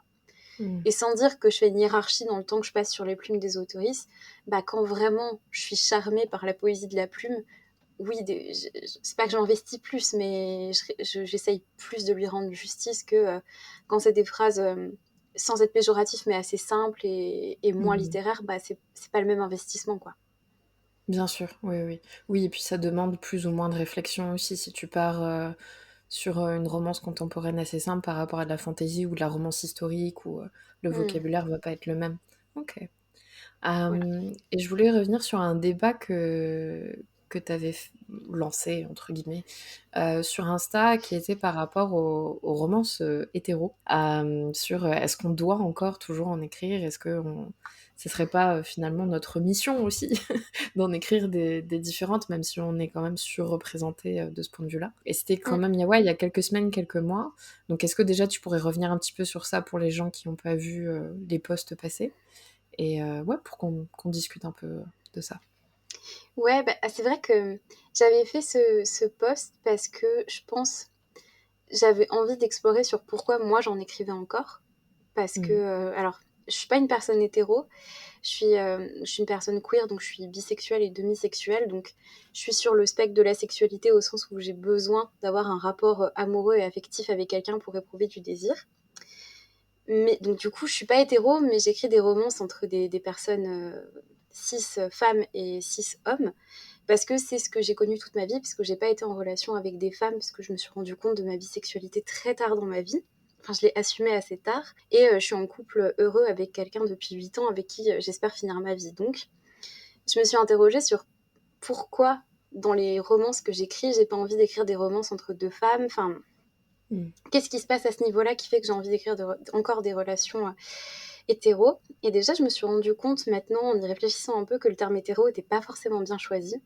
Parce que Mhm. certes, c'est entre une femme et un homme, mais souvent, j'ai au moins un de mes deux personnages qui est soit ace ou demi, soit bisexuel. Donc du coup, est-ce que je peux vraiment Mhm. qualifier ça de relation hétéro? Je sais pas, mais en même temps, je veux pas utiliser, tu sais, la classification MF, parce Ouais. que ça exclut complètement les personnes non binaires et je suis pas très fan de cette façon de catégoriser. Mais du coup, j'ai un peu dégagé deux réponses de pourquoi je fais ça. La première, c'est que je pense qu'on a des modèles à renouveler dans les relations hétéros, que le féminisme et la révolution du genre, ça fait quand même beaucoup repenser les rapports entre les hommes et les femmes. Mhm. Et que peut-être que si on abreuve le public que de dark romance et de trucs toxiques et de choses qui répètent des modèles et qui vont peut-être créer chez les jeunes lectrices surtout des modèles où la romance elle est violente, il y a un côté abusif, il y a un côté incendant, on retrouve quelque chose de patriarcal. Ça a le droit d'exister, mais il ne faut pas qu'il y ait que ça sur le marché, sinon on se retrouve avec une hégémonie culturelle qui, moi, en tant que féministe, ne me convient pas du tout. Et du Mhm. coup, quand j'écris des rapports amoureux entre un homme et une femme, j'ai envie de proposer quelque chose d'autre. Alors, je suis pas prétentieuse au point de me dire, moi toute seule, je vais créer un nouveau modèle.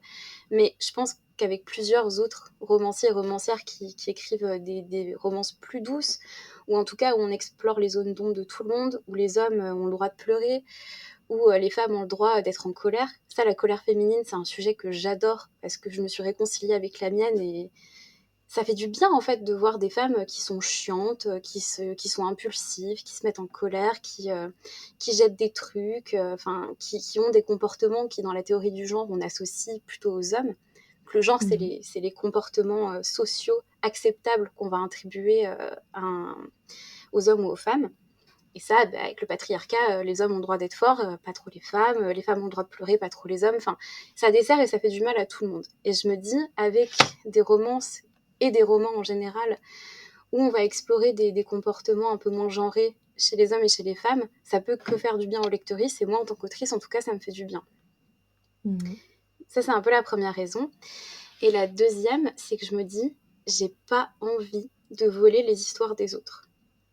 Parce que moi, en tant que femme queer, j'ai connu que des relations hétéros. Donc je peux apporter ma queerness dans des rapports amoureux entre des hommes et des femmes. Je peux faire ça, je m'en sens légitime. Par contre, je me sentirais pas légitime de prendre la place d'une autrice lesbienne pour raconter une romance entre deux femmes. Enfin, en tout cas, pour l'instant, je me sentirais pas de le faire. Et c'est un peu le débat, tu sais, oui, du coup, moi j'ai la parole parce que je suis publiée. Est-ce que du coup je continue de saturer le marché de romance hétéro? J'essaye de le faire différemment. Et je me dis que si une maison a un créneau pour une romance lesbienne ou une romance entre deux hommes, je préfère qu'il la donne à quelqu'un de concerné qu'à moi. En tout cas, c'est ma Ouais. posture actuelle. Ok, ouais, non, non, je comprends tout à fait. Et puis, c'est pour ça quand on parlait aussi de romance hétéro, c'est à la limite romance peut-être avec guillemets hétéronormée, comme tu dis, t'as tes personnages. Hmm. Enfin, bon, je prends mon exemple perso, mais là sur mon manuscrit actuel, mon personnage principal masculin est pansexuel. Et c'est un peu une transposition aussi de ce que moi, j'ai vécu, on va dire. Mais il Mhm. finit avec une fille, parce que c'est comme ça que l'histoire m'est venue, mais ça n'efface pas son identité et sa sexualité. Donc c'est aussi, tu vois, des façons, bah, comme tu dis, par rapport à nos chemins de vie, nos expériences perso, rajouter notre queerness. Mais c'est pas, voilà, comme du FF ou du MM ou enfin, tu peux, tu vois, s'il faut mettre des étiquettes, revendiquer, bon, bah, le héros est bi ou pan, etc., mais tu peux pas catégoriser donc ta romance comme relation, bon, bah, voilà, gay ou autre.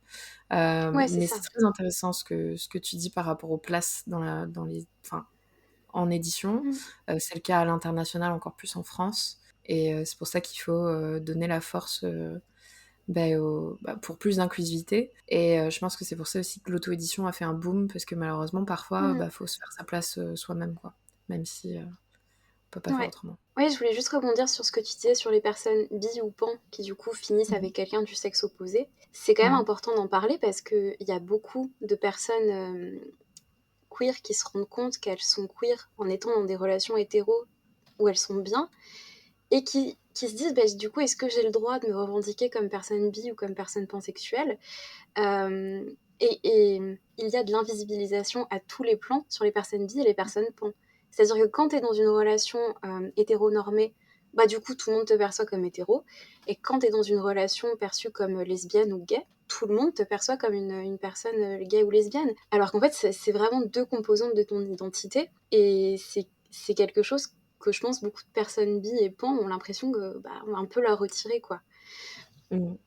Et ça veut pas dire du coup qu'il faut écrire que des personnes bi ou pan en relation avec des personnes du sexe opposé, mais Oui, je tout à trouve fait. ça quand même important que ça existe. Et tu vois, je me dis, bah si nous on peut apporter de l'inclusivité, en tout cas pour le moment dans ma vie, je préfère faire de l'inclusivité qui est calquée sur mon vécu, où j'ai pas peur de dire des conneries ou d'aller m'approprier le vécu de quelqu'un, quoi.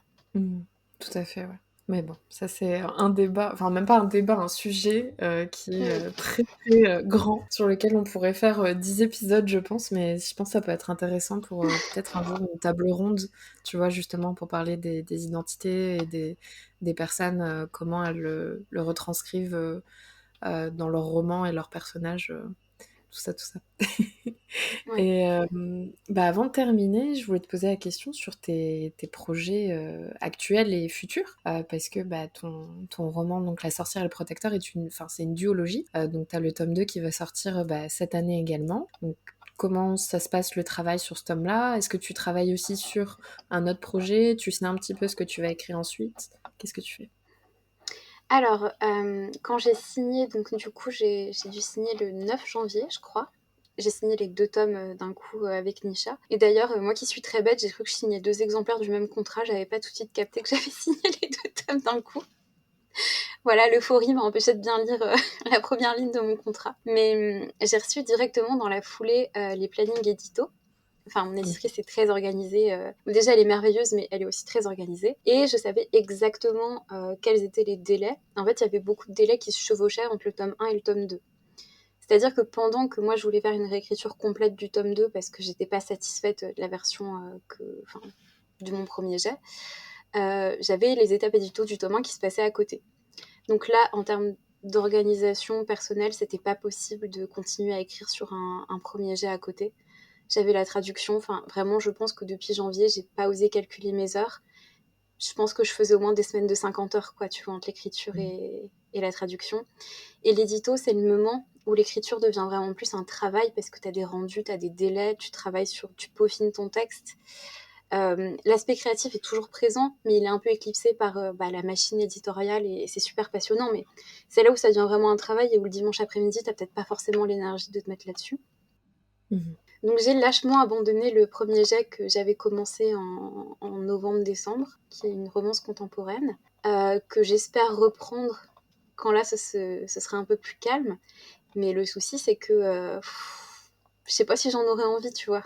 C'est dur de se dire, est-ce que l'envie créatrice que j'avais eue cet hiver, quand j'ai commencé à bosser dessus, je vais la retrouver là quand je vais relire mes premiers mots, quoi.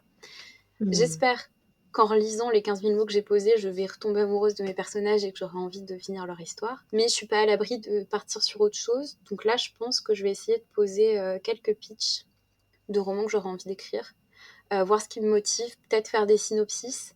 Je vais plutôt être dans du travail préliminaire pour reposer les choses, parce qu'aussi je veux pas me dégoûter de l'écriture, et là les 4 premiers mois de l'année ont été intenses. Ouais. Je viens à peine de finir les corrections édito du tome 2 quand on enregistre, et le BAT du tome 1 vient d'être validé, mais il reste encore quelques étapes sur le tome 2. Puis j'ai envie de profiter de ma sortie aussi, tu vois. J'ai envie Ouais. d'aller en dédicace, d'être contente, d'être fière de moi, de le voir en rayon sans être dans la précipitation de la suite. Enfin, je me dis, si j'ai rien qui sort l'année prochaine, c'est pas grave. J'ai vraiment envie de profiter parce que c'est mon premier roman. Enfin, je suis trop contente de ce qui m'arrive. Je suis hyper contente de la maison où je suis. Je suis très heureuse que ce soit une maison diffusée en librairie pour un premier roman. Enfin, je suis très très fière. Donc je vais en profiter, tu vois. J'ai pas envie d'être la tête dans le guidon. Donc voilà, je vais poser des petits pitchs tranquilles, je vais réfléchir un peu, je vais travailler sur mon site web, je vais faire un peu des tâches préliminaires ou annexes à l'écriture et on verra ce que je Ouais. reprends, quoi. Voilà. Non, mais t'as raison, c'est important parce qu'on pense souvent que l'écriture, c'est que de l'écriture, mais non, bon, bah, toi, en plus, en maison d'édition, t'as toutes les corrections, puis la sortie, tu vas faire de la com, enfin, si t'as les dédicaces et tout, voilà. Et aussi, bah, tout ce qui est pour soutenir. Donc, comme tu dis, voilà, tu peux t'occuper de ton site internet, tu peux faire des recherches en fonction de ton projet, ça prend du temps, enfin. Et il faut pas oublier que l'écriture, c'est un hobby ou métier, en fonction des casquettes, qui est très très prenant, certes, mais c'est aussi des phases. Enfin, moi, en ce moment, j'ai beaucoup de mal à finir mon manuscrit actuel et je suis pas sûre que je vais reprendre un truc direct après, tu vois. Je pense que je vais taffer sur mon site, taffer, je sais pas, sur de la com ou d'autres trucs qui sont en lien avec la création, mes personnages et mes univers. Et pourtant, j'ai plein d'idées, mais là, je ressens pas le besoin de tout de suite me dire vite, il faut que je réécrive quelque chose. Mais je pense que c'est bien de s'écouter et t'as raison de le faire, et que les passages à vide qu'on traverse en écriture, c'est vraiment toujours que des passages et ça finit par revenir. Et souvent, se forcer quand on est lessivé, qu'on va pas bien, qu'on n'a rien, enfin, qu'on n'a rien à donner au manuscrit, en tout cas, chez moi, ça produit pas des belles choses. Donc, je pense qu'apprendre à s'écouter, et quand tu as une activité créative comme ça qui est autant liée à ton bien-être, ta santé mentale personnelle, les émotions que tu es prête ou pas à affronter quand tu écris aussi. Enfin, c'est pas facile quand tu es, je sais pas, dans un épisode dépressif, d'écrire une scène d'amour hyper positive. On peut pas toujours le faire en fait, c'est pas toujours possible, quoi. Donc, C'est ça, oui, mais je exactement. pense qu'avec l'âge, on apprend à s'écouter. C'est peut-être un peu aussi de la maturité de bientôt trentenaire. C'est ça. Et d'ailleurs, bon, tu n'as pas encore 30 ans, c'est ça? Ah, mais c'est imminent, là, ça arrive. Ah! Parce que hier j'épluchais, tu sais, tes posts et t'avais fait un post qui était l'autrice que je ne suis pas.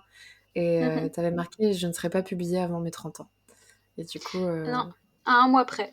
Vraiment à un un mois mois après. près. Bah pour les 30 ans alors. En vrai, ça me va, tu vois.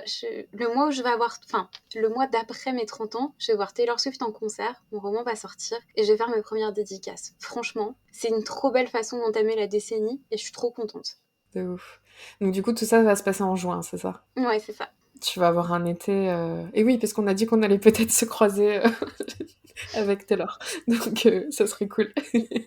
Mais Carrément. non, t'as raison. Et puis, bah, de toute façon, il n'y a pas d'âge pour écrire, il n'y a pas d'âge pour être publié. Donc, déjà, tu vis ton rêve et c'est trop, trop cool. Faut qu'on arrête, je pense, bah, même si c'est bien d'avoir des objectifs, mais tu vois, Hmm. de se mettre des bâtons en se disant, bon, si j'ai pas publié avant 30 ans, ça y est, ma vie, elle est finie, je publierai jamais ou j'écrirai jamais, quoi. C'est pas le cas. Bah, disons, si on se moque de Nicolas Sarkozy qui dit si vous n'avez pas une Rolex avant 50 ans, vous avez raté votre vie. Oui. Je pense qu'on ne devrait pas se dire que si on n'est pas publié avant 30 ans, on a raté notre vie, quoi. Oui, puis je suis pas sûre que ce soit un exemple qu'on peut bien suivre, tu Non. vois. Mais Non, j'allais dire, je pense qu'il n'y a que les femmes qui ont cette pression de faire les trucs jeunes dans leur vie. Parce que mm, enfin, dans la vision patriarcale de ce que c'est être une femme, bah, il y a un âge où t'es périmée. Donc tu veux faire les trucs avant ouais, d'être périmée, en fait. Aux yeux, bah, par rapport à ton apparence, ta jeunesse et tout. Enfin, genre, il y a un peu cet aspect patriarcal qu'une femme, elle a de la valeur que tant qu'elle est jeune et fraîche et en âge d'enfanter, quoi, tu vois, un petit peu. Enfin, il y a c'est aussi ça. cette idée, et c'est hyper triste, et je trouve ça trop bien de voir des femmes de 30, 40, 50 ans qui s'épanouissent et qui font des projets. Ça me fait du bien parce que je me dis, ça veut dire aussi qu'on a une vie après la date de péremption que la société, elle met sur nous, quoi. Ouais, tout à fait. Et j'avais vu une étude, faudrait que je la retrouve, c'était par rapport à l'âge moyen des romanciers, donc Mmh. romanciers, romancières confondus. Et que ce soit primo romanciers ou même ceux qui ont une carrière un petit peu plus installée, c'est entre 40 et 50 ans. Donc, Bah ouais. et même si c'est après 50 ans, c'est pas grave, on a le droit. Mais je veux dire, faut arrêter de se mettre la pression en disant ah je suis dans la vingtaine, j'ai pas publié, je vois des gens autour de moi qui ont leur premier roman, ils ont à peine 20 ans ou tel âge, tel âge. Non, on s'en fout, vous écrivez en fait. Enfin, même dans d'autres secteurs, hein, que ce soit la musique, la peinture ou autre, les personnes pour lesquelles on a beaucoup d'inspiration, enfin pas d'inspiration du coup. D'admiration? Exactement, merci. Sont pas toujours très jeunes ou au contraire, enfin, on commençait jeune, mais ça paye bien après. Je sais qu'en ce moment, je suis très la chronique de Bridgerton. Les premiers Mmh. livres sont sortis il y a 20 ans, il y a plus de 20 ans, donc elle les a écrits Ouais. le premier tome, ça fait 25 ans, je crois. Faut garder ça en tête aussi, hein, donc il faut, voilà, il faut faire à son rythme et on avance comme on peut. Ouais, je suis complètement d'accord. Et pour le mot de la fin, je voulais te demander, enfin, je vais aussi te laisser dire un mot de la fin, mais si tu avais peut-être des conseils pour des personnes qui veulent se lancer dans la trad. Et je sais aussi que sur ton compte, tu avais donné des conseils à des personnes pour commencer à lire en anglais, parce que parfois c'est un Mmh. petit peu compliqué de se lancer. Donc voilà, si tu as des tips. Pour la lecture en anglais, je pense que la meilleure chose à faire, c'est s'engager dans un univers dans lequel on est familier. Donc soit un bouquin qu'on a vu adapté en film ou en série qu'on a bien aimé, soit un bouquin qu'on a déjà lu en français. Parce que le fait de ne pas être complètement perdu, parce qu'on a des repères, et du coup on peut se dire ah oui mais tel terme ça correspond à ça, dont j'ai une représentation visuelle, c'est hyper utile et du coup on prend plus vite confiance en soi, je trouve. Je déconseille de traduire les mots qu'on comprend pas, à moins que vraiment ça gêne la compréhension de la phrase. Parce que si on interrompt tout le temps sa lecture, c'est hyper dur de se trouver un rythme. Et même moi, quand je lis en VO, des fois, il y a des mots que je comprends. Enfin, je serais pas capable de les définir, mais je comprends le sens global de la phrase et du coup, ça me donne un peu une idée du contexte du mot. C'est pas grave, j'apprends pas le mot, mais je lis. Je l'apprendrai plus tard. Tu vois, si je m'en souviens 4 jours plus tard et que je vais te chercher sur Word Référence, bah très bien, j'ai appris un nouveau mot. Mais le but de la lecture en anglais, c'est pas d'étoffer son vocabulaire et d'apprendre des nouveaux mots forcément à tout prix, c'est de lire et d'être capable de tirer du sens des phrases. Ça, c'est vachement fort déjà quand on arrive à faire ça. Et je dirais aussi commencer peut-être par des romans de jeunesse ou young adulte, parce que tout bêtement, bah, justement, le vocabulaire est moins poussé et les phrases sont souvent plus digestes. Donc, enfin, vraiment, commencez pas par du Virginia Woolf ou un truc comme ça, parce que vous avez envie d'attaquer direct l'Everest. Non, non, commencez déjà par la petite montagne à côté de chez vous, c'est pas mal. Enfin, voilà, plutôt du jeunesse. Et pour les gens qui veulent être traductrices, déjà, je vous dirais, posez-vous 3 heures devant votre PC avec un PDF d'un bouquin que vous aimez bien ou un PDF que vous trouvez. Il y a des sites, notamment, je crois que c'est Gutenberg Factory, où il y a des PDF libres de droit, de texte, souvent des classiques américains du début du siècle. Si c'est un texte que vous aimez pas, c'est encore mieux. Vous prenez un truc et pendant 3 heures, vous essayez de le traduire. Déjà, regardez si ça vous plaît de faire ça, parce que les journées de traductrice, elles sont très solitaires. On a très peu de contact avec nos éditrices. En fait, on parle en début de contrat, en fin de contrat, éventuellement en milieu si on a une question. Mais c'est pas des questions de traduction, c'est des questions de, par exemple, est-ce que les conversations SMS, je te les mets dans une police différente ou est-ce que je te les signale par un commentaire? Voilà, c'est les échanges qu'on a, mais c'est très peu. Donc essayez de traduire plusieurs heures, voir si ça vous plaît, voir si vous butez vraiment sur des trucs qui du coup vont être des zones sur lesquelles vous pouvez travailler. Mais vraiment essayez de faire cet exercice chez vous et vous verrez, il y a des gens à qui j'ai conseillé de le faire qui m'ont écrit après en me disant en fait j'aime pas faire ça parce que c'est très solitaire, on est tout seul devant son écran avec 2 systèmes de langue à maîtriser et ça épuise. Enfin, moi quand je finis mes journées de traduction, je sais plus parler. Enfin, faut tout le temps avoir c'est comme avoir 2 cerveaux qui tournent en même temps, quoi. Ouais. Et voilà. Donc je vous conseillerais de faire ça. Et une fois que vous avez peut-être fait un extrait de traduction pour essayer, faites-le lire juste l'extrait traduit à quelqu'un pour qu'il voit, enfin pour voir s'il comprend et s'il a l'impression que c'est une traduction. Parce que c'est tout bête, mais moi des fois quand je lis des romans, je suis capable de voir la phrase anglaise derrière. Et il n'y a Oui. rien de pire. Je Ouais, me ouais. souviens, un bouquin que j'avais trouvé super bien traduit, C'était un roman de SF, et à un moment, c'était écrit « Les tuyaux étaient assemblés sans rime ni raison ». Et j'étais là genre « Ah bon, on a traduit directement no rhyme, no reason ». On n'a pas fait d'effort. Enfin, et là, c'était genre vraiment une expression idiomatique qui est passée entre les mailles du filet, parce que ça veut dire sans queue ni tête, en fait, cette Et oui, expression. c'est ça. Et voilà, si vous laissez passer des dingueries comme ça, c'est qu'il y a encore sans doute du travail à faire. Et du coup, abreuvez-vous de contenu de votre langue source, mais abreuvez-vous aussi de contenu en français. Parce que moi, souvent, je regarde mes films en VO, souvent avec des sous-titres anglais ou souvent sans sous-titres, et des fois, je me force à mettre des sous-titres en français pour faire travailler mon esprit de traductrice et me dire tiens, j'aurais pas fait comme ça. On devient un peu un vieux con qui dit vraiment j'aurais pas fait comme ça, mais ça permet de développer notre sensibilité, quoi. Et si vous lisez pas du tout en français, ou si vous regardez aucun contenu en français, vous allez perdre une partie du versant, et c'est toujours un peu un état d'équilibre. Ou sur mes lectures, je dis toujours 30% de VO, 30% de traduction, 30% de VF, parce que c'est important pour moi de garder les 3 trucs. Voilà.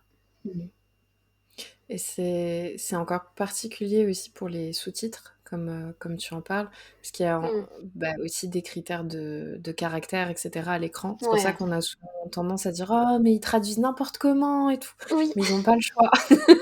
Parce que des fois, il faut troquer plein de mots par rapport de la langue française où tu traduis un mot anglais en 10 mots français. Et ils peuvent pas faire ça à l'écran par rapport au dialogue ou autre. Donc il faut faire des choix. Oui, c'est compliqué. Mais je comprends qu'on critique. Oui, c'est clair. Voilà. Genre, on va pas taper sur le dos des sous-titreurs, parce que je sais que c'est un métier difficile, mais être capable de percevoir justement le décalage entre le sous-titre et ce qui a été parlé, c'est super bien pour travailler son esprit critique, quoi. Oui, tout à fait, si c'est une simplification ou autre. Ouais, voilà. Et puis se dire comment j'aurais fait si j'avais caractère illimité, parce que du coup, oui, en traduction littéraire, souvent, mes textes français, je crois qu'ils sont 20% plus gros que les textes VO, parce que il y a des trucs, en fait, on est obligé de développer. Il y a des expressions anglaises qui passent par un seul mot, ou en français, ça va passer par plusieurs mots. Le français est plus long et plus bavard de base, donc voilà. Ok. Et écoute, avant de terminer, je te laisse l'antenne. Si tu as un petit message à passer, un mot de la fin, le micro est à toi. J'aimerais bien revenir sur la notion de temps dont on parlait, parce que je trouve ça vraiment hyper important. Et en fait, je pense que la tête de vos écrits auront pas la même... Enfin, vos écrits n'auront pas la même tête, quel que soit l'âge auquel vous l'écriviez.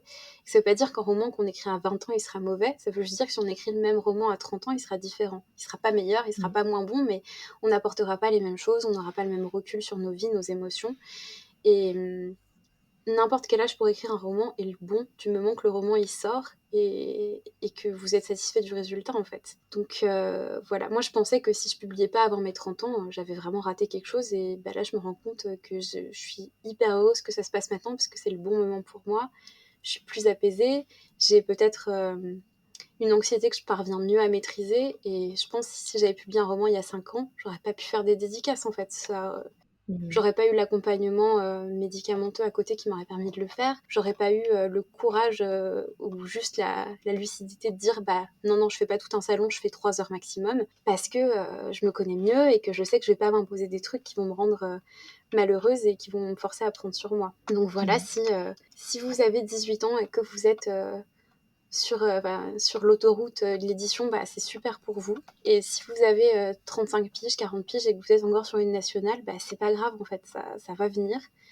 Et une de mes autrices préférées, Claudia Gray, qui écrit du Star Wars officiel, ce qui est quand même trop la classe, enfin pour moi en tout cas c'est la classe, elle a été avocate jusqu'à 38 ans, et c'est une autrice incroyable, et je trouve tous ses bouquins super, donc voilà. Merci beaucoup Mareva. Encore merci à Mareva May pour son intervention sur le podcast. J'ai énormément appris sur le métier de traductrice littéraire et j'ai hâte de lire ses romantaisies et ses prochains projets. J'espère que vous allez bien aussi, que vous avez apprécié l'épisode. Normalement, je vous dirai au mois prochain. Alors effectivement, on est à la veille du mois d'août. Je vous conseille juste de rester dans les parages. Il se peut qu'une petite surprise arrive pour la fin d'été. On en reparle très très vite, et sinon à très bientôt. Salut. Merci à toi d'avoir écouté jusqu'au bout cette entrevue pour Toss a Coin to Your Writer. J'étais ravie de t'avoir à nos côtés pour cette interview et j'espère te revoir bientôt pour de nouvelles aventures. Tu retrouveras toutes les infos de cet épisode en description. Tu peux également me trouver et me contacter sur tous les réseaux sociaux à Maeva Catalano. Je sais, c'est pratique. On se voit dans un mois, ou plus rapidement encore si le dieu des romans le veut. À très vite.